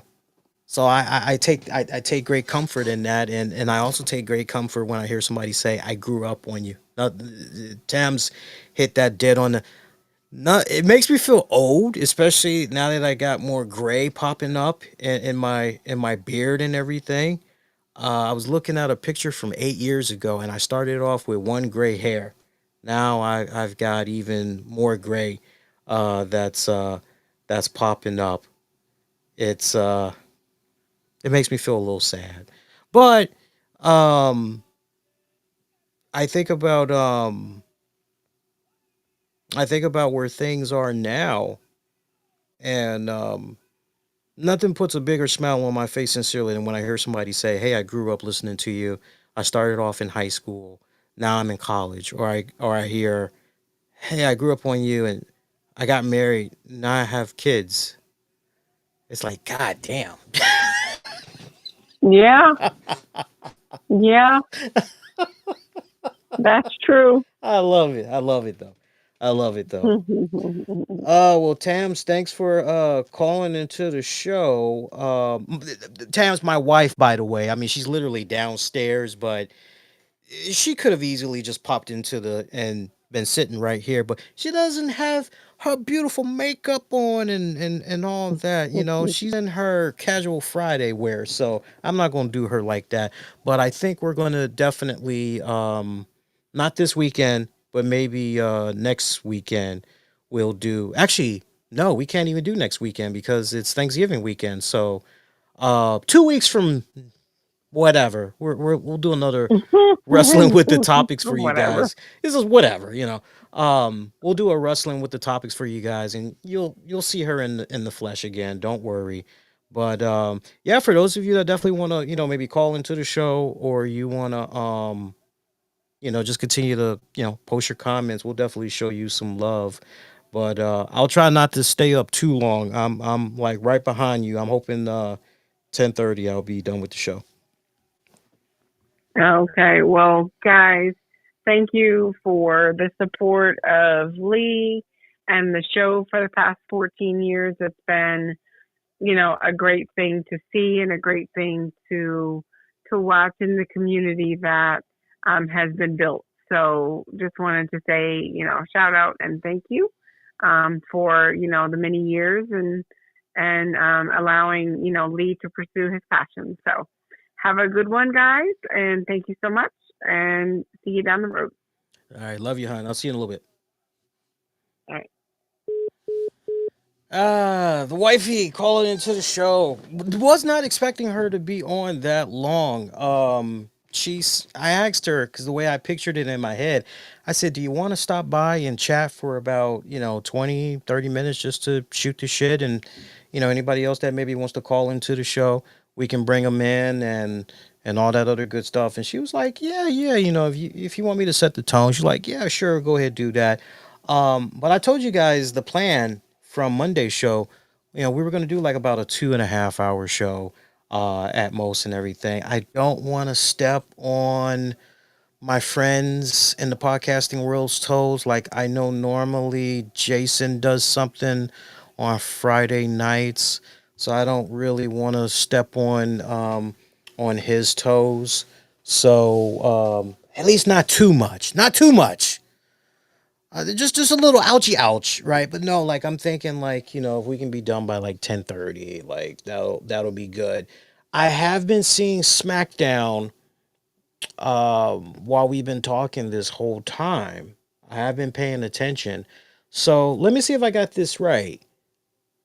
Cody Rhodes ends up coming back, pretty much costing Bronson Reed the advancement in the time is now tournament. Last time is now tournament, helping out Carmelo Hayes there. So Carmelo Hayes advanced. Okay. Dragunov retained his United States Championship. There was something weird going on there with Chelsea Green, Julia, little run in there with Jay Cargill. I don't know what the hell that was about. Like, I didn't have the audio because unfortunately WWE they slap us so fast with the content ID match. I don't want the headache whatsoever. Let's see what's going on here. Chris with the happy anniversary. Appreciate that. Chris is also asking the question, have I ever heard of All World Mid Pro Shirtless Championship Entertain? What the hell? No. Let's Google that. I gotta be honest, it sounds kind of silly. But let's see what's going on with that. All Pro World Mid Pro. Jesus Christ. First of all, with a name like that, that's too long. We need to trim that.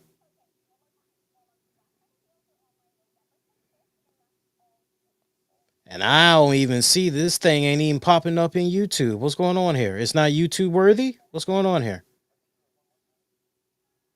I swear some of you guys are saying stuff just to get me to say it. Come on, guys. I'm looking for a Seymour butt. see more butt. Still see more butt in the house. I'm trying to see more butt. Let's see here. Oh my God, this is actually a real thing. I'm trying. I see it. I typed it in. I'm trying to. Well, the website doesn't want to load up. It looks like.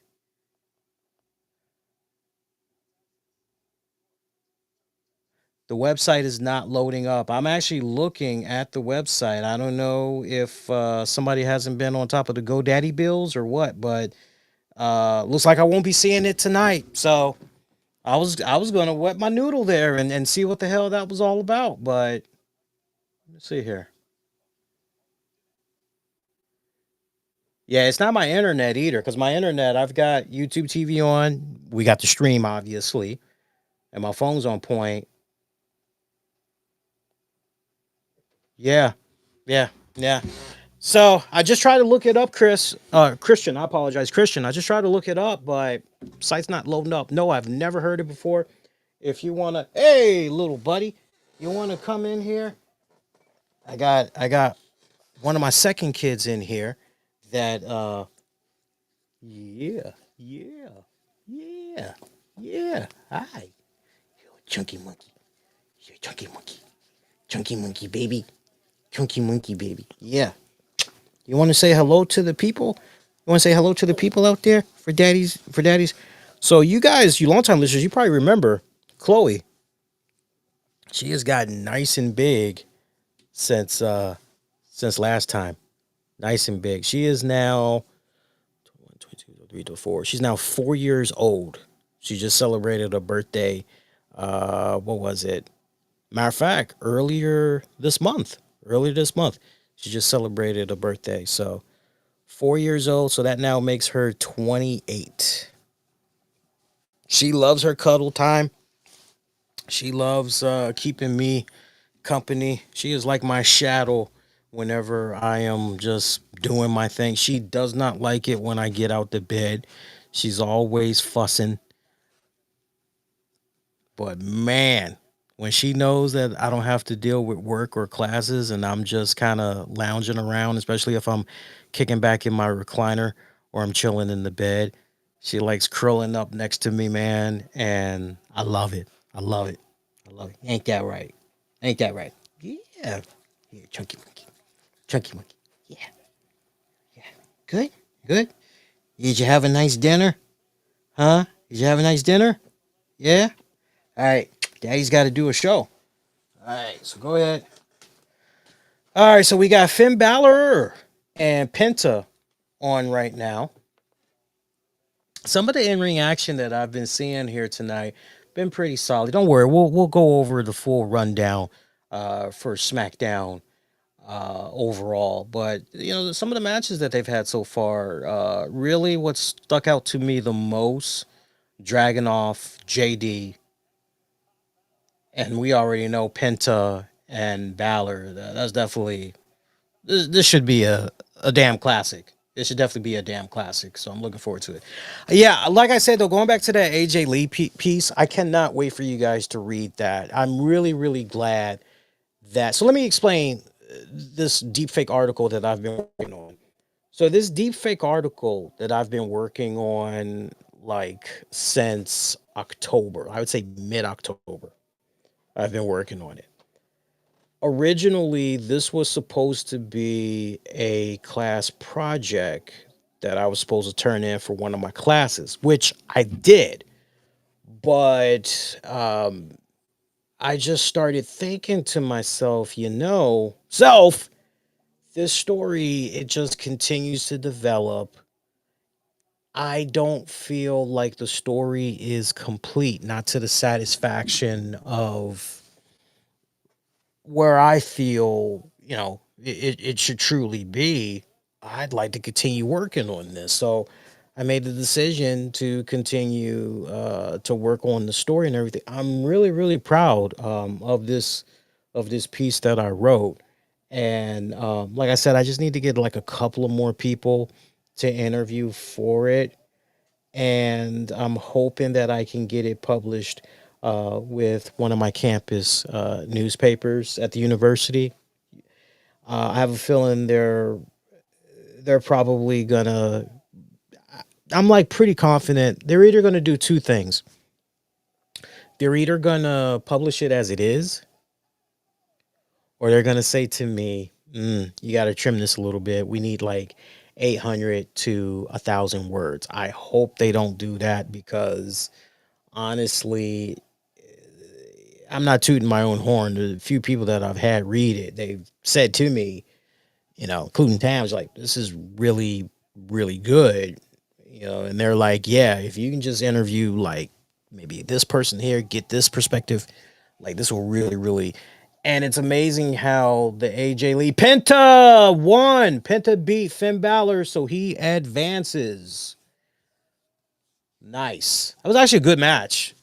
I wish it would have been a little bit longer though. It kind of seemed like it was a little bit of a short match. Let me just go back a little bit. So we're at the 1 hour 45 minute mark. And then let me see here. I'm just scrolling back to try to see. You know what it was? The damn commercial break. That's what it was. Because it looks like the in-ring action didn't start until about the 1 hour 35 minute mark. And now it's over at the 1 hour 45 minute mark. So basically you had a 10-minute match. But when you add in the commercial break, you're basically looking at about probably a 6-minute match. Yeah. Yeah. Not good. All right. So we're looking at the updated tournament bracket right now.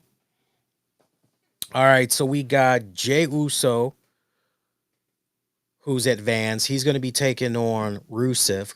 Okay. And then LA Knight is going to be, oh, yeah. Oh, yeah. I almost forgot about that. So, for those of you that are not aware, Sheamus is unable to compete. Sheamus is unable to compete. So, WWE, they made that announcement earlier today before SmackDown came on. So, speedy recovery to Sheamus. So I don't know what the hell. I think Michael Cole and them are getting ready to mention what's going to happen there because originally it was supposed to be Sheamus versus LA Knight, but I think they're going to let us know what's going to happen here with LA Knight. I would imagine two scenarios is either going to go down. Either LA Knight automatically gets a pass and he's going to be awaiting the winner of Rusev and Jey Uso, or LA Knight maybe is going to face a mystery opponent in place of Sheamus. I mean, that very well could be possible too. Meanwhile, we just told you Penta defeated Finn Balor, so he advances to face Solo Sikoa. Meanwhile, Gunther will be taking on Carmelo Hayes. So we're now down to the semifinals. So it's getting there. It's getting there. Let me listen for a little bit because I'm curious what's going to happen there with the LA Knight situation.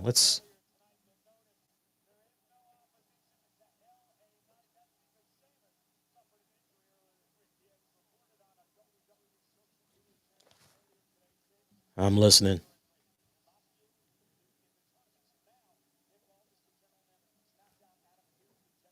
I'm still listening. Hang on.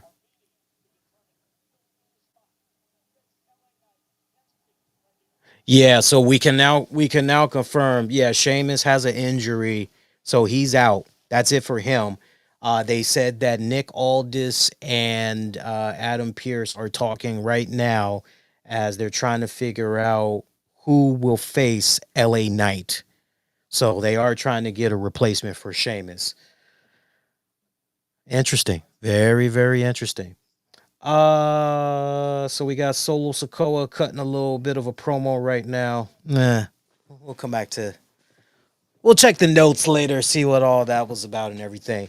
So we got that.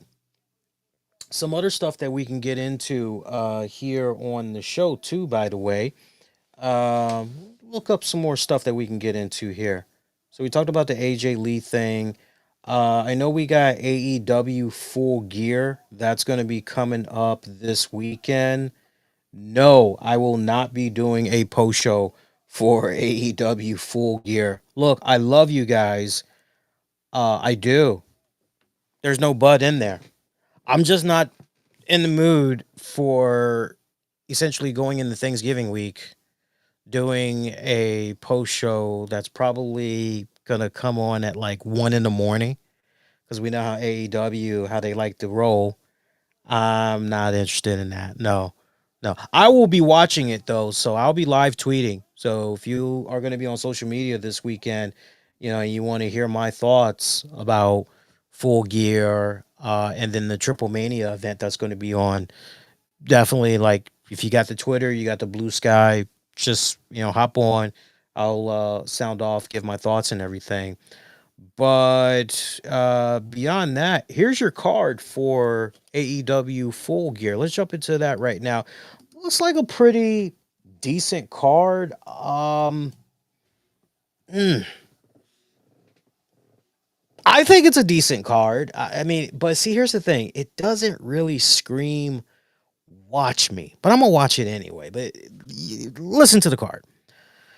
Pre-show match: Boom and Doom, Big Boom AJ and QT Marshall with Big Justice versus RPG Vice. That's Rocky Romero and Trent Beretta. Another pre-show match: Max Caster and Anthony Bowens versus the Bang Bang Gang, Austin Gunn and Juice Robinson versus Big Bill and Brian Keith versus the Outrunners, Truth Magnum and Turboy Floyd. $200,000 four-way tag match. The winners will receive $200,000 cash money, money, money.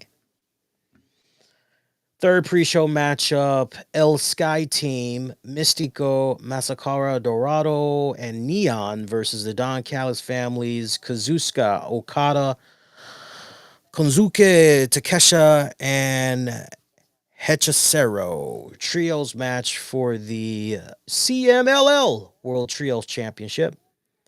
Fourth pre-show matchup: Hook and Eddie Kingston versus Workhorsemen's Anthony Henry and JD Drake. Regular card: Chris Statlander versus Mercedes Moné. Singles match for the AEW Women's World Championship. Oh, not the other 14 championships that Mercedes Moné has acquired. She's not putting any of those up. Come on, man. See here. Hangman Adam Page defends the AEW World Championship against Samoa Joe in a steel cage. Bandito, and Brody King take on FTR's Cash Wheeler, Dax Hardwood, tag match for the AEW World Tag Titles. Kenny Omega and the Jurassic Express's Jack Perry and Luchasaurus face the Young Bucks and Josh Alexander, a $1 million trios match. The winners will receive $1 million cash prize. Cash rule everywhere. Wait. Cash rules everything around me. Cream, get the money. Dollar bill, y'all. It's a little late. Y'all gotta forgive me. I cleaned it up though. Then we got a casino gauntlet match for the inaugural AEW National Championship. Participants to be announced: Cal Fletcher takes on Mark Briscoe. No disqualification match for the AEW TNT Championship. If Briscoe loses, he will be forced to join the Don Callis family. Darby Allin versus Pac. Babes of Wrath, Willow Nightingale and Harley Cameron versus the Sisters of Sin, Julia Hart and Sky Blue versus Timeless Love Bombs. That's Timeless, Tony Storm, and Mina Shirakawa versus Megan Bain and Marina Shafir. It's a four-way tag match. Winning tag team chooses the stipulation for their semifinal match in the inaugural AEW Women's World Tag Team Championship Tournament. And no holds barred: Jon Moxley versus Kyle O'Reilly. So if you're keeping track, that's 13 matches total that we've got on the docket for this weekend's Full Gear. Prudential Center, New Jersey, November 22nd. So yeah, 13 matches, 9 times out of 10, that thing's not going to be going off until about 1 o'clock in the morning. I have now gotten to that point where I don't know if it's maybe the old man age kind of creeping up on me a little bit, but I am appreciating going to bed at a decent hour. I don't know about you guys. Oh, so we're closing out SmackDown with the women, it looks like. We've got Charlotte Flair who's getting ready to come out, it appears.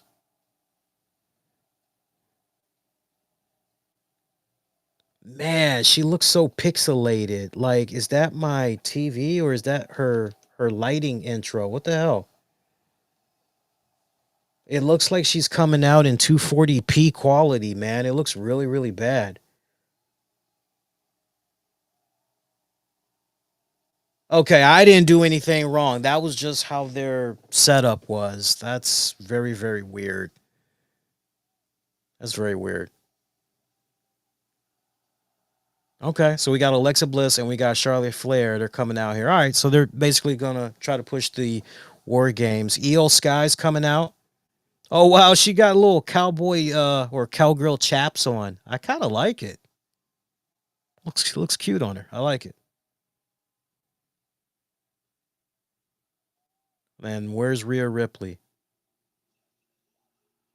Okay, there's Rhea Ripley. Oh, so I guess Charlotte and Rhea Ripley, I guess they worked out their differences.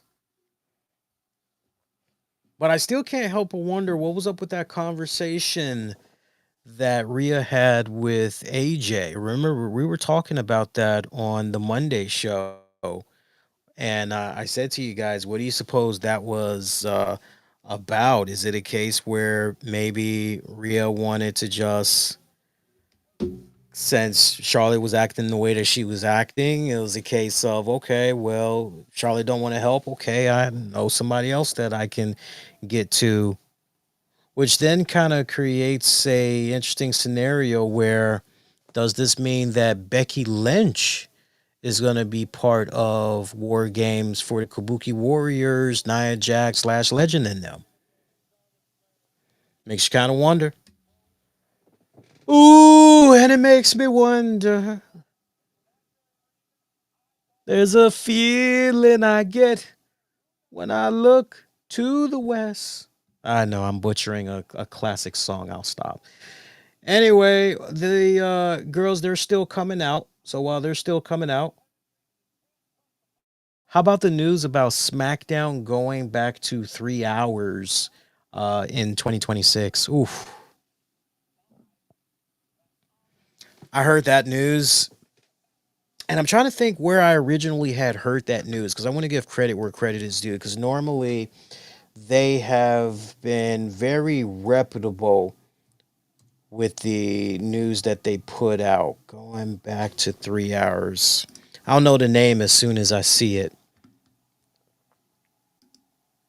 Because we never did get a chance to talk about this alleged piece of news.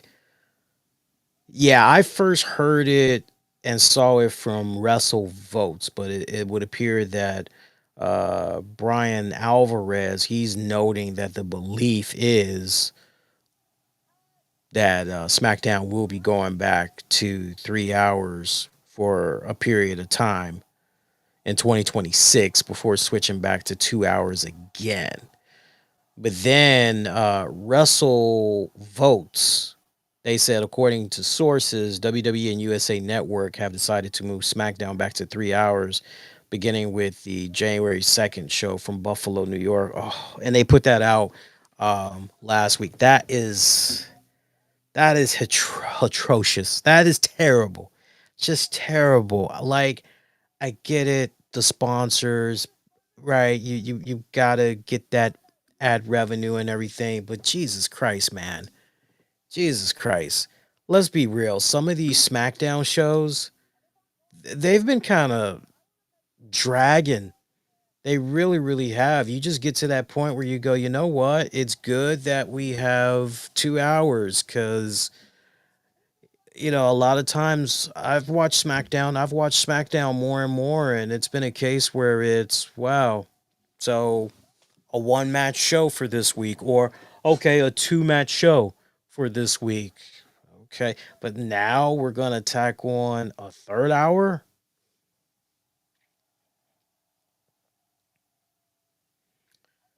If you're gonna do that for SmackDown, you gotta feature more of a diverse roster that essentially is going to be exclusive to SmackDown. You'll only be able to see them on SmackDown. So I think you're going to need to do some more call ups between NXT, and maybe you could start getting some people involved from Evolve. And I'll tell you this much too. Wouldn't maybe hurt to maybe see a couple of folks from TNA be transplanted on SmackDown for a little bit too, if they can kind of work out the kinks. If I am led to the impression, by the way, that AMC is potentially a top contender for TNA wrestling, I don't know if you guys had saw some of those reports that's running around, but I hear that, I go, wow. Wow. That is just, and officially AJ Lee is being revealed as their AJ Lee is the fifth member. They just unveiled her as the fifth member. She's coming out here. She doesn't like what she's seeing. Oh, and she just got clotheslined, and I called it. Becky Lynch just shoulder tackled the hell out of her. She did the pounce, pounced her in the next week. Becky Lynch has laid her out. So now we see what's going on here with our women's war games here. Ooh, nice pump kick by Lash Legend. That girl got legs like I don't know what. Lash Legend got legs for days, man. Jesus Christ, that's one tall woman. And I tell you what, her and Nia Jax as a team, love it. Love it. What's going on here?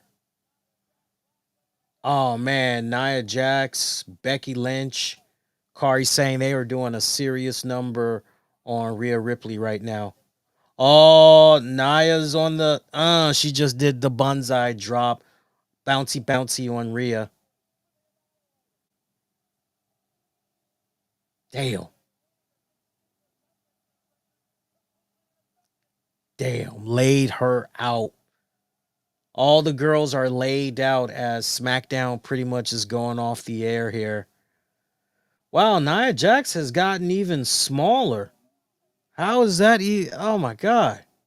Every time I see her, she's getting smaller, but like, no, like legit, she's getting even smaller and smaller and smaller. She's getting back to her modeling shape before the whole wrestling and all that. All right, so that's SmackDown. SmackDown is now in the books. Got that off the air. Good stuff. That's actually pretty good. I like that they put the emphasis there on the women, having the women close things out for this week's SmackDown. But yeah, going back to the talk of TNA wrestling, wouldn't that be interesting though? Like TNA wrestling on AMC. Look, at this point, I watch a lot of AMC. And it's so weird. I haven't heard a lot of people talk about this because this is actually a really big deal. This is a huge deal. If it falls through and everything, this is a huge deal. So I have been watching AMC religiously. I would say, man,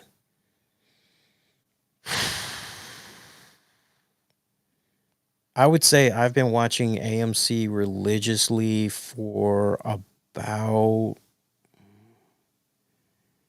it feels like maybe 20 years. If it's been longer than that, I'd be surprised to, because then it's like, well, if it's been beyond 20 years, are we sure AMC was even called that, way back then? So I say that to say I've seen a lot of good programming on AMC, from The Walking Dead, freaking Better Call Saul, Breaking Bad. You think AMC, you think about all the, retro movies, that they'll show and everything. So AMC in a very transitional period right now.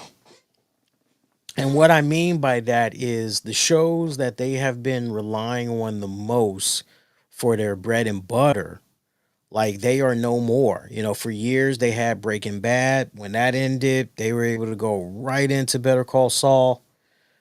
That ended. They tried to do another joint with Bob Odenkirk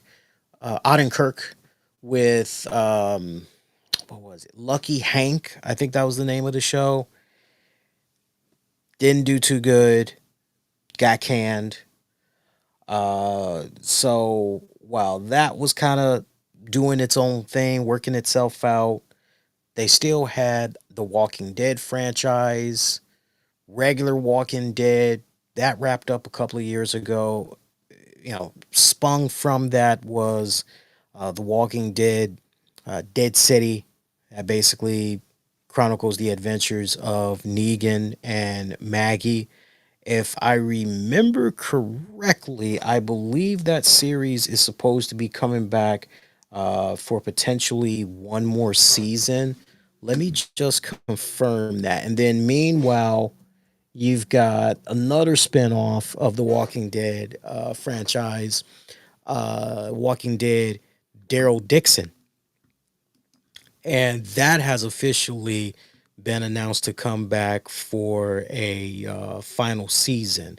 Now, from what I'm seeing right now, Dead City is supposed to be coming back for a third season. I'm not seeing anything about final season. It just says it's been renewed for a third season. But meanwhile, the Daryl Dixon franchise, yeah, that's coming back for one more season, and then that's going to be it. But like my whole point is, oh yeah, let's not also forget there was the Walking Dead. What was it? Fear the Walking Dead. Yeah, there's Fear the Walking Dead. So that ultimately got phased out too. So those things, those Walking Dead franchises, you know, AMC's in a unique position when it comes to that particular franchise because unless you're doing a situation where you are doing a whole new show with a new cast, some of those OG characters like Negan, Carol, Maggie, right? Daryl, like those are some expensive salaries. Those are some expensive salaries. Even if you're only doing a 10 episode arc, just the amount of money that it's going to cost per episode. And then you're thinking about the talent salary, all the extras you got to use, shooting on location, all that stuff, right? So AMC is in a little bit of a unique position right here. I know they also got the Interview with the Vampire series or whatever, but like AMC, it's not quite where it used to be from back in the day when they had Mad Men and you just remember that great golden period of television that was going on with them back in the day where it just seemed like AMC could do no wrong at all. But now, as an AMC viewer, longtime AMC viewer, it kind of seems like the well is starting to dry a little bit for them. So they hear that they're going to be going in potentially the wrestling market and that potentially TNA wrestling is going to be landing with. I think it works out beautifully. It works out beautifully. Especially when you look at some of the programming that is on for AMC. I mean, let's be honest. Let's be honest. Unless it is the way AMC does it, Sundays is their, hey, we're going to premiere this new original series. We're going to premiere this. And then sometimes they'll do something on a Monday as well. But like usually their main meat and potatoes, it is actually, you know what? Now that I think about it, hold on a second. I was getting ready to ask the wifey what day of the week did Better Call Saul come on. I kind of feel like Better Call Saul was coming on either Mondays and or Tuesdays. Yeah, I'm almost certain like Mondays and or Tuesdays it was coming on. So Sunday, Monday, Tuesdays, AMC likes to play around with new original programming. Any other time they're basically showing retro movies. I remember a time where AMC used to show black and white movies. But they stopped that like a long time ago. You're lucky if you can even get episodes of the Three Stooges for a half hour. So if they were to land on AMC, that TNA wrestling, that would really be a damn good deal for them. You know, they definitely would have such a great. Um, think about the amount of households that access AMC. I didn't hear anybody talk about this, but you think about the amount of households that like everybody and their mama, like it doesn't matter who your cable, satellite provider is, like everybody, or if you're going with Sling TV or whoever, like everybody has AMC. Like last I checked, I think they got like a little over 90 million. I believe over 90 million households are able to tap into AMC. So that's pretty damn good. That's pretty damn good. So definitely TNA would have a lot more eyeballs on their product. Dare I say, perhaps like the entire time that they have just been on TV in general. So, if you're hearing that news and you kind of like the prospects, especially after I broke it down a little bit more for you guys, you're definitely kind of, you're pulling for them. And then if they're not able to get that deal with, if they're not able to get that deal with AMC, I've been saying it consistently. Look, not for nothing, but if they're able to work something out and they end up going to CW, like that wouldn't be bad either. There's nothing wrong going with, CW. I mean, for God's sake, we got Wild Women of Wrestling that comes on the CW on the weekends. So that kind of lets me know right there that WWE is definitely willing to, it's Wild Women of Wrestling. Like, sure, no problem. What the hell? So, not the end of the world. Not the end of the world. So we had SmackDown go off the air not that long ago. Thank you for those of you that's tuning in right now. Shout out to everybody that's tuning in. You're checking out the 14th anniversary edition of the RCWR show. We've been on for a couple of hours now. We're going to go just a little bit longer. We're probably going to go about maybe like an additional 25 minutes, and then we pretty much are going to stick a fork in it, be done for the evening. So some quick notes in regards to tonight's SmackDown, just giving you guys the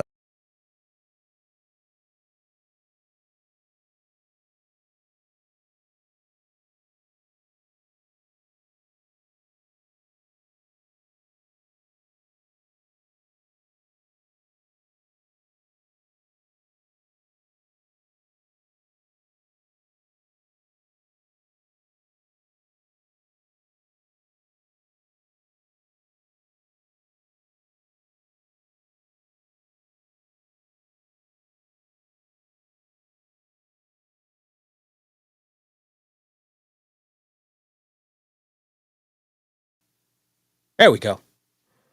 All right, we're back. Hang on a second, guys.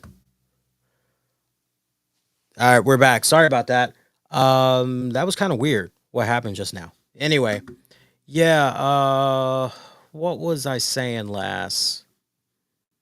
So we had a little bit of a hiccup there. Hang on. I cannot remember what I was getting ready to touch upon there. Forgive me. It's the old man age, man. I'm telling you, man, it's real. shit is real. Smackdown. That's what we were doing.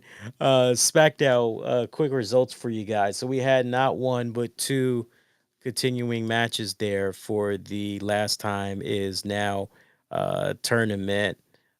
We had Carmelo Hayes defeat Bronson Reed thanks to a little bit of interference there by Cody Rhodes. And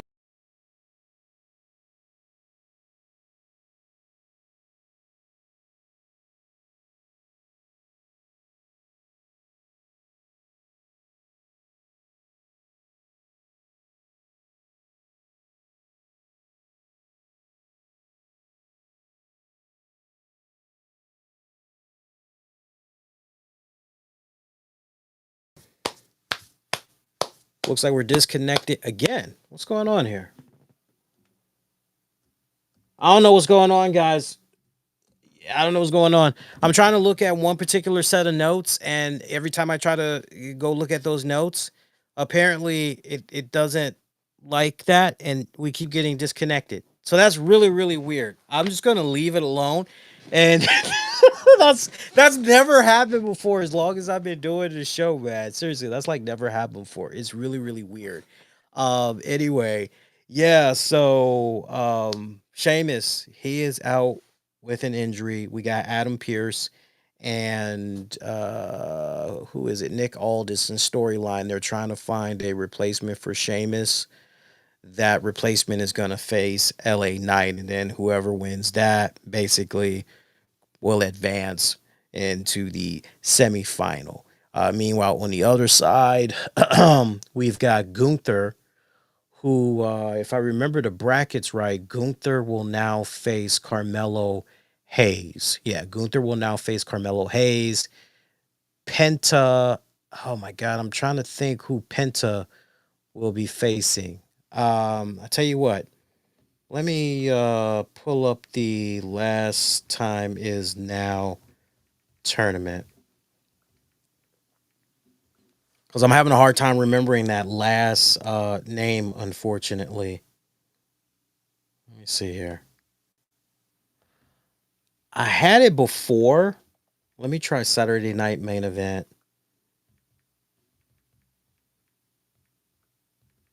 I really should try to bookmark this. Okay. All right, bear with me a second here. I'm going to have it. Yep, there it is. And a few more seconds. Okay, here we go. Right, Gunther will face Carmelo Hayes, correct?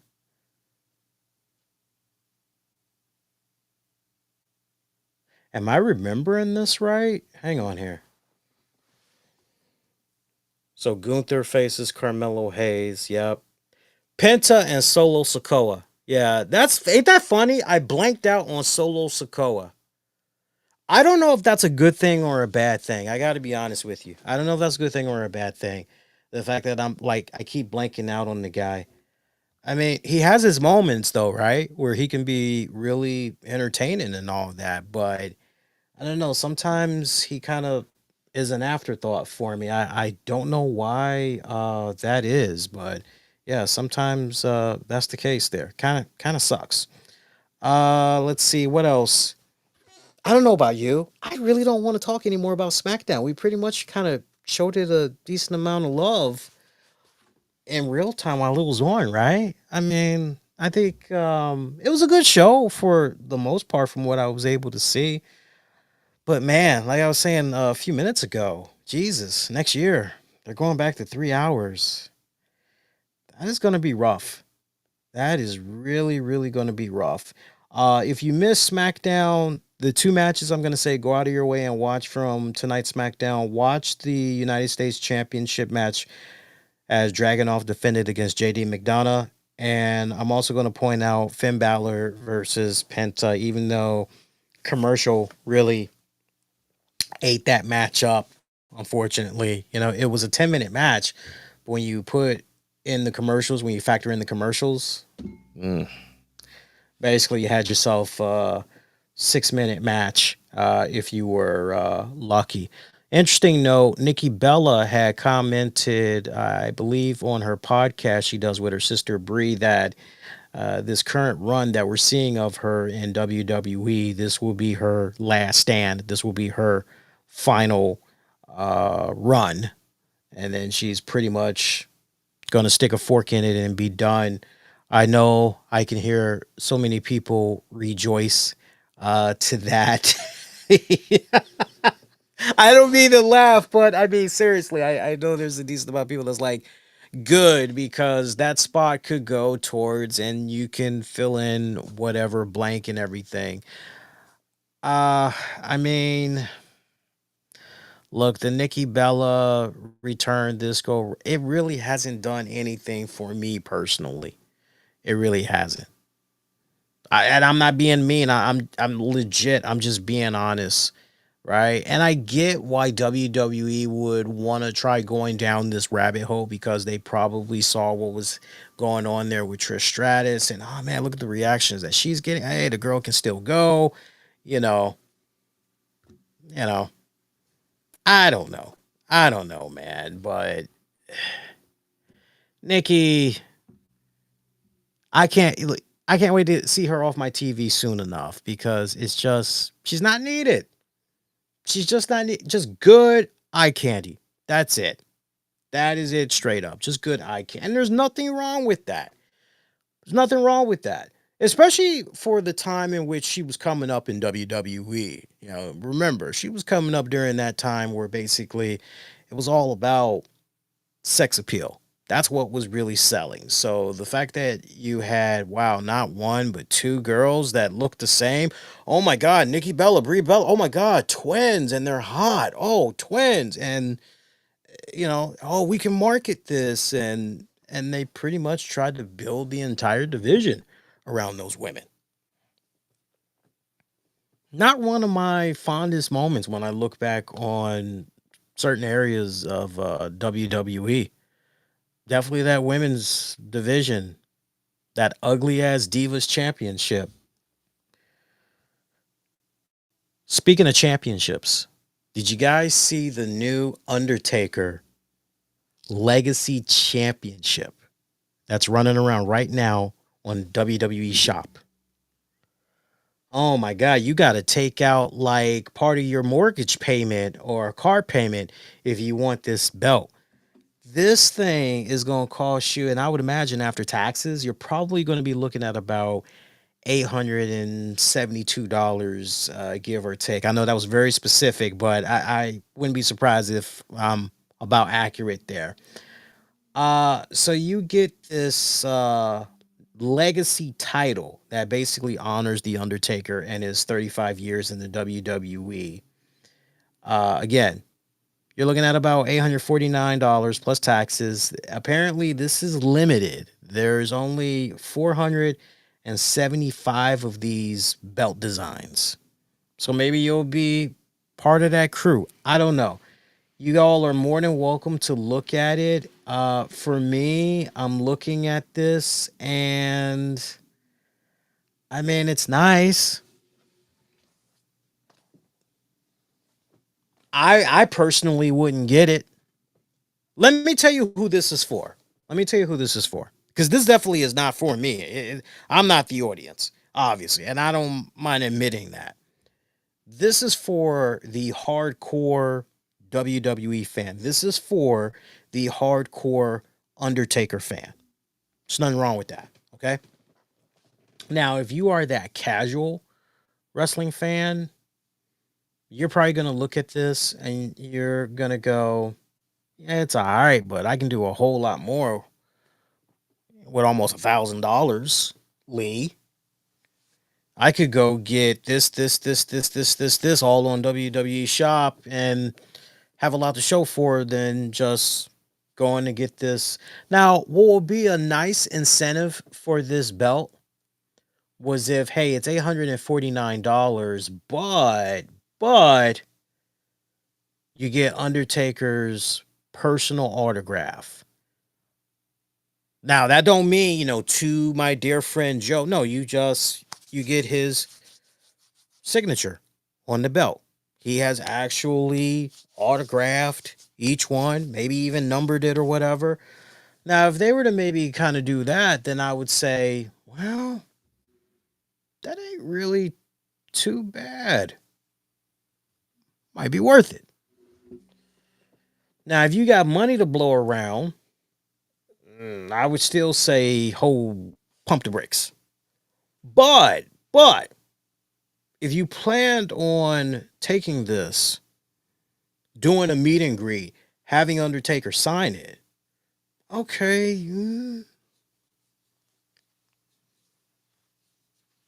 To each its own, but for me, for this legacy title, it's a hard pass for me. But the design looks really cool. Design looks really, really cool. So check it out. I wonder if you could get that on Zip payments, because I know if you have a really good set of spending power on Zip, you might be able to pay that off in about 8 installments. Because I know Zip started introducing 8 installment payments. Take advantage, y'all. I'm just telling you, take advantage. Y'all see the news about Nick Hogan talking about potentially wrestling, saying that it's in his blood. God bless Nick, really. God bless that dude. The fact that he had to, just that whole family, just what they're going through right now, no matter how we may personally feel about the Hulkster, obviously strong opinions on so many sides. But one common thing we all can agree on is, this family and what they're going through, especially going into these holidays. This is going to be, really let that settle in. This is going to be their first major set of holidays that the Hulkster isn't going to be around. And, right?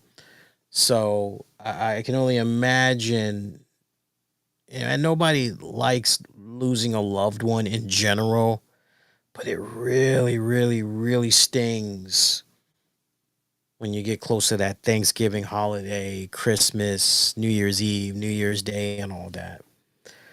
So my thoughts are definitely with the family, friends, colleagues, fans. But to hear Nick Hogan say, it's in my blood. He's 35 going on 36. Shouldn't he had been got the jump on some type of wrestling career? Awfully late. Late bloomer. Now look, you talking to somebody that is very, very positive now. Now, I will be one of the few, the only, that will say, well, if you're really serious about this, well, don't talk, put in the work. Go ahead, put in the work. It's never too late.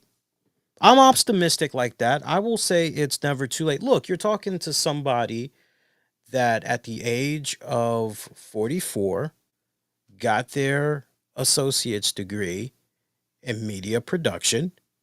You're talking to somebody that is currently, that successfully transferred to a prestigious university that's working on their bachelor's in journalism. And I will have my bachelor's in journalism with a minor in sociology by the time I am 47. So in about 2.5 years. So, to that, I say, to Nick Hogan and anybody else, don't let your age determine what you can and can't do. If you're serious about doing it, then be willing to put in the work. I think as long as you have a really good system that is in place, a really good tight knit circle of friends and family that is most encouraging and they're steering you in the right direction, you got them to rely on for moral support and everything, then I say go ahead, lean on that and pursue whatever that interest is and everything. I think the real question that a lot of us should be asking in regards to Nick Hogan is, can he stay out of trouble? Because we've seen our fair share of circumstances with this man over the years. I'm thinking about something that had happened as recent as 2023, DUI and all that. Can he keep his nose clean? It's going to be the real deal. Can he keep his nose clean? Only time will tell. But if he's really serious about putting in the work and everything, you can't just say it. You got to be about it. You got to have that dog in you. You got to be showing to whoever those prospects are that, no, I'm really taking this seriously. I really am trying to be a better person, a bigger person. I really am trying to do better in general, and only time is really going to tell. Does he have the physique of his? I mean, come on. No. I mean, that dude the Hulkster was in a league of his own. I mean, let's be for real, but only time will tell. Meanwhile, Saraya Page, she says that she's going to start training again in January. Says that Natalya has asked her to train at the dungeon. She had recently gave an interview to the Toronto Sun, and she addressed the question about when fans might see her back in the ring. I want to read to you the full quote that she put out there. She said, "I've had a wonderful year to dip my toe into outside the wrestling world, and it's been wonderful, and I have loved it and enjoyed it, but once you're a wrestler, you always miss it. I'm starting to get the bug for it again. I went through a stage where I kind of fell out of love with it for a second. If that was at any point during AEW, it kind of showed. I'm just being honest. I need to take a break from it, and that was the whole goal. I have found a new love and passion for it again. I'm going to get into training in January, and we'll see where that takes me. If I were to ever come back, not saying I am, but if I were, I want to be at the top of my game and be wrestling better than I was back in NXT. That's my goal. Natty wants me to go down to the dungeon. I was like, absolutely. I miss it. I love it. I think the percentage of me going back is a lot higher now. We'll see where it goes." So, it's funny because when I was reading that earlier today, one of the first things that I had thought about was, and I don't know why it just popped in my head, but I read it and I automatically thought about the poor fan that was at a WWE event that had a Page sign, and that sign got confiscated. And I remember it made me and a couple of others, say publicly, what's going on here? What's the real deal here? Like, she doesn't even work for the company. Why are we confiscating the sign? Like, it's no harm, no foul. Not unless maybe something's on the horizon that we don't necessarily know about, or like, what the hell is this about? But I could tell, and I wish the interviewer would have been like, "Hey, what you're feeling, how you were feeling, were you feeling that way in AEW?" Because I'm telling you, a lot of times that I was watching Saraya in AEW, it seemed like she was phoning it in. I can remember doing my weekly AEW Rampage shows, coverages that I was doing for the 401 Mania website as a columnist. I would even do Dynamite and those Battle of the Belt specials. And a lot of times it just seemed like Saraya was legit phoning the shit in. Some of it was just looking kind of sloppy. Some of it was looking like what I was getting, like legit, like legit. She seemed disinterested. She seemed disengaged. She might have been there physically, but it just seemed like headspace wise, she was somewhere else. So, and sometimes when you get to that point where, hey, I don't know if I really have the heart for this anymore. I don't really know if my heart is really into this. More than a good enough reason to take a step back and go, you know what? Let me back away from this. Let me try to see what else I can maybe do. Let me get out of this now because otherwise I would be, what's the right words I'm looking for? If I don't eliminate myself from this scene now, not only could I hurt myself, but I hurt my dance partner. So there's nothing wrong with taking a step back. Sometimes that's what a lot of us need to do. We kind of got the intimate setting going on here too with the lights. Let me just see how it looks if I were to turn on. I only got my main side light on here, but normally I have this other light that's on. I was feeling just I wanted to be in an intimate zone tonight. That's all I was feeling. I just wanted to be in that cool intimate zone. And I gave you guys a little bit more light just so, I wasn't trying to go full Barry White on you guys and everything. Speaking of Barry White, I don't know why this just popped up in my head. But for some reason I'm thinking about Beavis and Butthead now. Have you guys watched the newest season of Beavis and Butthead? I love it. I'm loving it. And I love the fact that Comedy Central is now the new home for showing episodes of Beavis and Butthead. And then, of course, you can watch it next day on Paramount Plus and all that. But I'm loving the newest season, man. It's freaking hilarious. My most favorite, funniest episode so far from the revival of the series. I love the one episode where I think Beavis Beavis decides that the way that him and Butthead can avoid eviction is by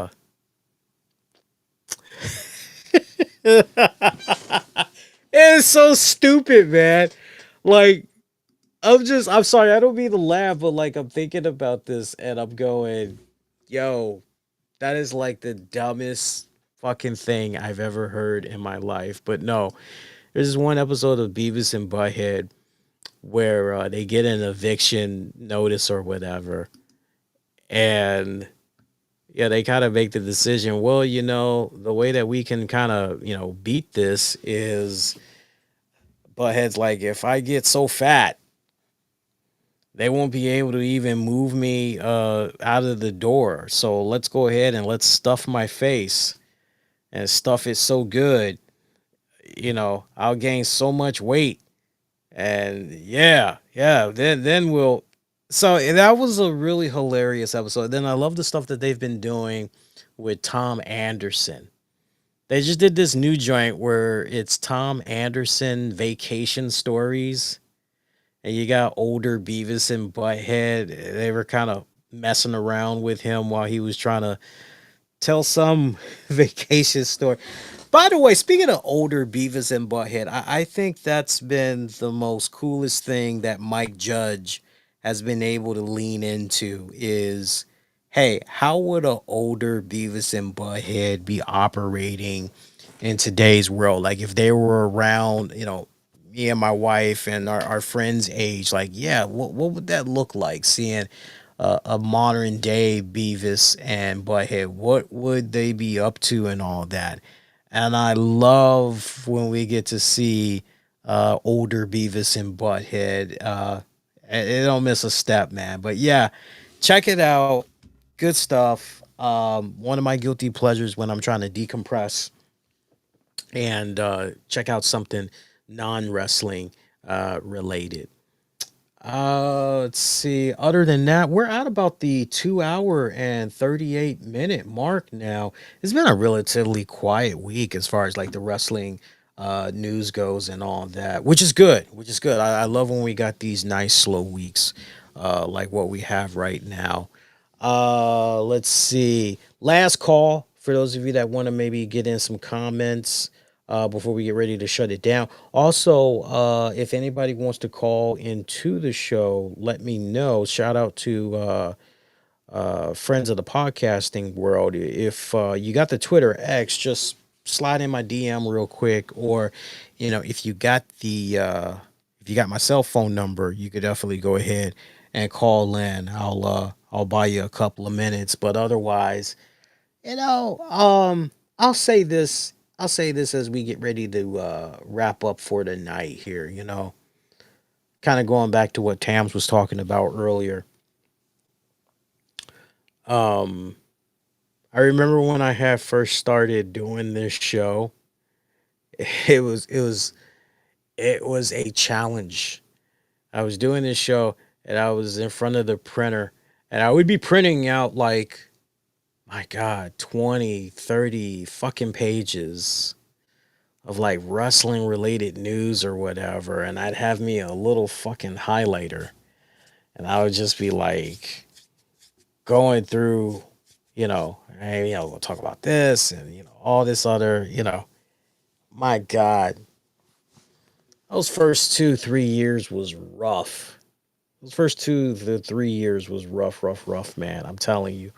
But if you would have told me way back then that, hey, this passion project of yours, this little passion hobby of yours, not only would it put you in a position where you would be able to meet and make new friends, ships that I value to this very day.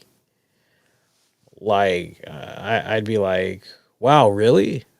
Like that doesn't seem, because I mostly was a loner. I was always just chilling, doing my own. That doesn't even really, no, for me, I think the bigger picture is when I take a step back and I just look at how long I've been sticking to this and how it's manifested into everything that we just talked about, with the associate's degree, now working on the bachelor's, again, kind of going back to what I had said in regards to the Nick Hogan thing, like, if there's one thing that I'm kind of learning a little bit later in life, don't box yourself in a corner. You know what I mean? If there's something that you've always set out to do, I mean, yeah, life gets in the way, but try to do your best to not live life with regrets. You know, I don't know. That's just kind of, as I'm getting older, I'm really kind of being a little bit more reflective on stuff like that and everything. So I would say, if you got a passion for something, definitely stick to it, see it all the way through, try to look at it from a bigger picture, and ask yourself if you're willing to dedicate that time and the necessary resources to make it happen, right? Again, it also comes down to, what type of a good support system that you have in your corner and all that, but you know, I remember when I got that associate's degree, I said this before, and what I said to each of these individuals, that's between me and them. Man, if they want to share what I had said out in the open, that's up to them. But I had recorded this video, and I recorded this video that I had shared with those that I felt played a huge impact on this incredible journey that I continue to be on and everything. And whenever I needed some type of inspiration or maybe advice, some would give me that advice in their own inadvertent way, without kind of realizing it and all that. But I when I had finally got that degree in the mail a couple of weeks back, I hit them up and I recorded the video of me unboxing the video, and it's a good moment, man. It's a really good moment. From a kid that grew up on the south side of Chicago in the 1980s,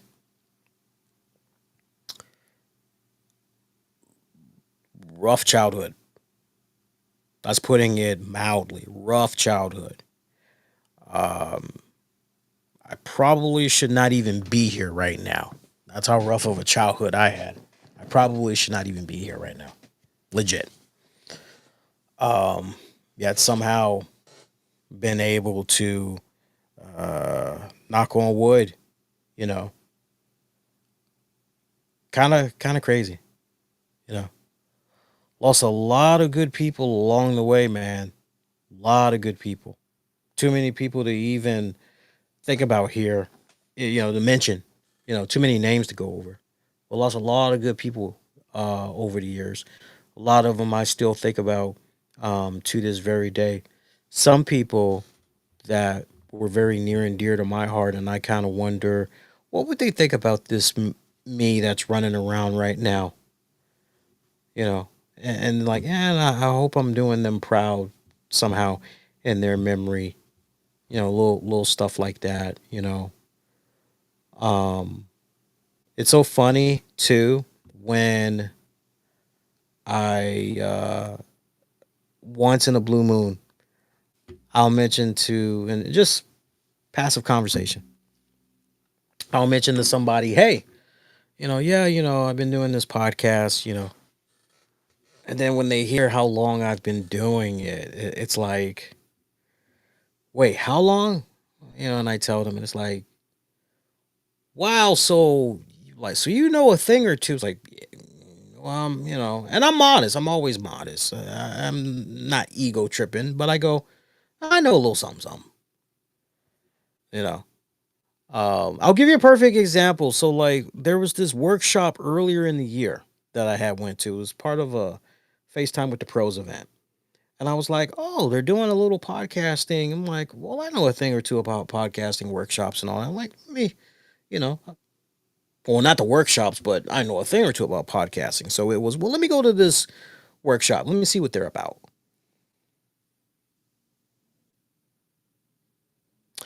I knew more than the instructor that was teaching it.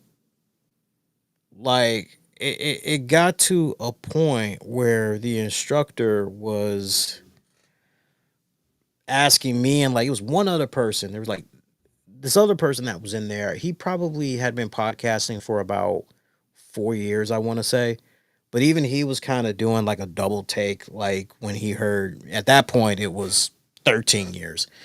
And he was like, looking at me like, and even afterwards, hey man, like, so where do you, da, da, da, da, da, da. And I'm like, oh, and I'm just writing shit down for him real quick so he can, get at it. But no, I had the instructor for the workshop going, well, what could you tell us? Like, and all that. So it's kind of funny. It's kind of funny. I loved it. I fucking loved it. Um, we've been here covering a lot of crazy shit on this show over the years. A lot of highs, a lot of lows, but we've covered it all. And my motto, keeping it honest, keeping it insightful, keeping it interactive. And I don't care if I'm entertaining one person or if I'm entertaining 20, 30, 100, doesn't matter to me. I always never take for granted those of you that go out of your way to check out the show. Whether you check it out live, you check it out on demand, or you check it out on the downloads. always appreciate you guys that take the time out and you check out the content. Like, it's a love relationship. You know, even the haters that have continued to troll me over the years, I'll deal with right on cue. I'll deal with a troll that's got to put in a little something something, and I've gotten so mellowed out. I've aged out so much that, like, it don't even phase me. Don't even phase me at all. It's like, is that your best shot? Like really? Like, is that it? Like, whatever. Anyway, you know. And what they fail to realize is that if they really stop and they kind of really think about it, it's like, wait a minute.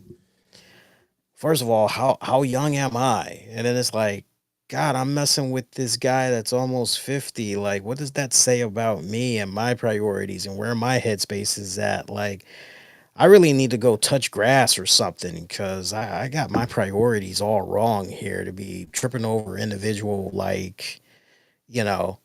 Um, but nah, like, even the trolls to a certain degree, I even appreciate them because, you know, they kind of not really keep me on my toes, but they, in their own way, they kind of keep me motivated to always strive for better and all that. So, kind of weird how I'm spinning that, right? But no, that's like legit the truth. That's like legit the truth, man. You know, um, I'm feeling a little reflective though. You know, you guys got to forgive me. I'm just feeling a little reflective because, you know, I was telling it earlier. I don't know how much longer I'm going to be doing this show. I really don't. I would love to continue to do this show for another 14 years. I'm hoping that I can do this show for another 14 years. But because of the industry I'm going to be going into, I'm a little concerned. I'm a little concerned because I don't know. I don't know. I don't know, guys. I don't know. I want to. Don't get me wrong. I'm not trying to just lay down and go, well, I'm not doing the show anymore, you know, but I just have a feeling that for the industry I'm trying to get into, that they're going to be like, you can't do that show. I'm hoping that's not the case because I feel like the first handful of years doing this show was all about me trying to find myself, find my voice, find my groove, and then just year in, year out, perfect, right? And now I'm starting to feel like, you know, now it's just secondhand nature, man. It's like, you know, there's a favorite line that I like from a Stone Temple Pilots song. It goes, breathing is the hardest thing to do. And I remember one of the first times I heard that lyric, I sung it to my mother and she bust up laughing. She knew the song because she was a big Stone Temple Pilots fan herself. But she started busting up laughing and she goes, that's like the dumbest fucking verse of the whole song. I'm like, what are you talking about? She's like, no, think about it. And I'm like, well, maybe breathing is the hardest thing. She's like, no, you don't even think about it. Like, if you're thinking about it, and she said this, she said, if you think about it, then you're dead. I was like, well, you kind of got a good point there, Ma. Yeah, that's a good point. But we'll see what happens because, like, now that I'm finally starting to find my groove, like, the shows are just secondary. It's just I put on a glove. Like, it's that easy. You know, it's like before I leave out the door, keys in the pocket, right? You got your wallet, great. Like I don't even think about it. I'm just in autopilot mode when I'm doing the shit and everything. So before I get ready to dip, I want to take this time out and thank some of our sponsors because and friends of the show as well. Because without them, this crazy thing that I've been doing for the past 14 years just I probably would have phoned it in a long time ago. So first off, I want to thank my friends, Mish Thomas, Joe Numbers of Wrestling Soup, Mish particularly. Anytime that I've needed to pick his brain on something, some type of advice, the guy's always been willing to lend me his ear, teach me a few things. It's kind of funny now. It's kind of gotten to the point where now Mish is like, "All right, school guy, show me what you've learned. What's going on." And I like showing him what I've been learning so far and all that. Um, Also, shout out to Jason Solomon. Solomonster sounds off. Good dude.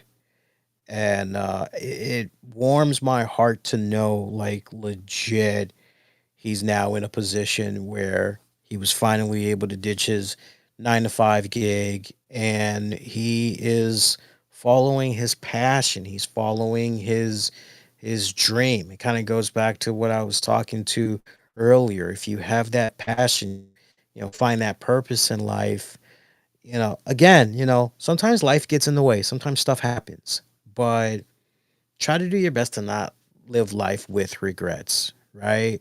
Oh, I coulda, shoulda, like, now more than ever. Like, you're talking to somebody that I was supposed to have a boxing match this year. But because I did not know and anticipate how hectic my class schedule was going to be, it was like, ooh.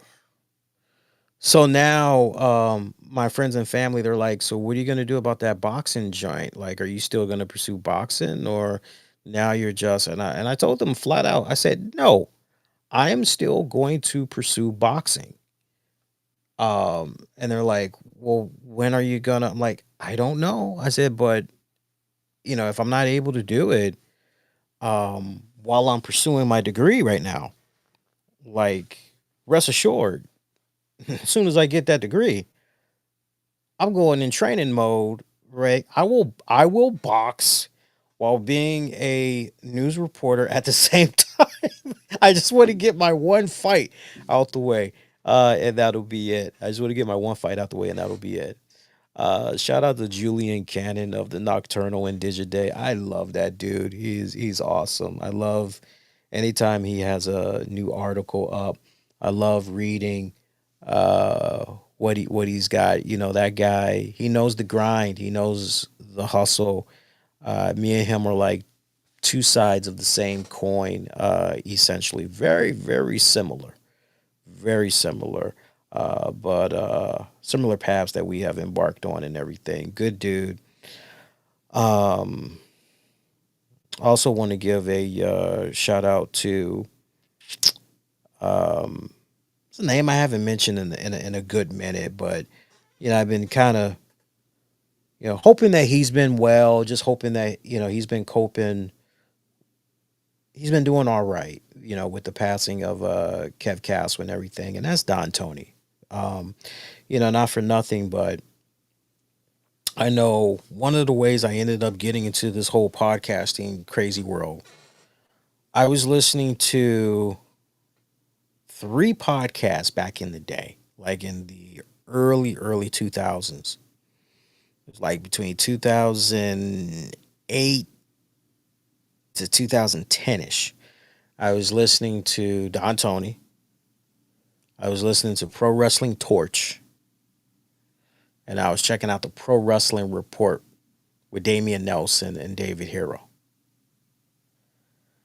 And so, all those guys, the seeds, that was the early foundation that ultimately got me into doing this. But Don Tony particularly, and Damian Nelson, those two guys particularly had really kind of, well, hey, if they're doing this, like, what have I got to lose? And my thought process at the time was, I do it for like a month or two, and if I don't like it, then I can just try something else. That was my mindset. So kind of funny how all of that, shout out to Kev Castle too. I miss that dude, like, legit, legit. I miss Kev Castle. Sometimes I'll look at certain angles, look at certain pieces of news and I will like go, wonder what Kev would think of this. Man, dude had the best fucking takes, man. I miss his voice. He had really, really damn good insight. And I can honestly tell you, one of the things that I had loved a lot about Kev Castle, I can remember while I was just a listener and not a podcaster, there'd be a lot of times I'd listen to the DT show just to hear what Kev Castle had to say. Because I was more interested in what Kev Castle had to say than DT. No hate or, and I'm sure he would, and he has, that, hey, some folks, they care more about, Kev. And that's why DT would do his best to, make that partnership work and all of that and everything. But Kev is definitely somebody I miss, somebody I think about a lot, somebody who I go, man, I wish I would have done my part to be more interactive with him. And his passing has definitely made me appreciate the relationships that I have right now with those that not only are our family, particularly, but those that I consider friends, especially those in this podcast ecosystem of a world. Life is short. Shout out to our sponsors. Shout out to the good folks over at the IME iRadio station, streaming 24/7. Tune in, vibe out. Discover your next favorite track. Man, they play some really damn good songs, top 40 hits, stuff from overseas, underground artists, indie artists. Talking about great hits from the USA, Europe, Canada. The IME iRadio station, streaming 24/7. Be kind, check them out. While you're at it, check out our friends over at iwanttolearnsql.com. Shout out to our Patreon backers as well. Shout out to my man Brandon Shaw from Digging the Greats. I have put in my pre-order for his mixtape. I cannot wait to review that for you guys. I am just salivating at the bit. I cannot wait to review that. Man, I don't know what I'm more excited about, the mixtape or the fact that there's new De La Soul music that's out. Like, seriously, it's 2025 and we got new De La Soul. I think I died and went to heaven, man. Like, straight up. I love that. Your next edition of the RCWR show, one more show. That's going to be on Monday, November 24th. Soon as Raw on Netflix goes off the air. Tune in. Because then after that, going to be on vacation for the rest of that week. Won't be back until Monday, December 1st. So if you guys are going to be around this coming Monday the 24th, come tune in, hang out, all that good jazz. All right. Be kind, rewind, check out previous episodes you might have missed on demand and on the downloads. Wherever you get your podcast, just search the RCWR show. To my listeners, New York, New Jersey, Chicago, Maryland, California, Texas, North Carolina, Canada. Appreciate you guys. You guys have been holding down the fort over the years. Love you guys tremendously. And until next go round, wishing all y'all to be safe. Most importantly, be kind to one another. I will see you guys next go round. Adios, and thank you for checking out this 14th anniversary edition of the RCWR show. Here's to many more. Yeah. Peace out.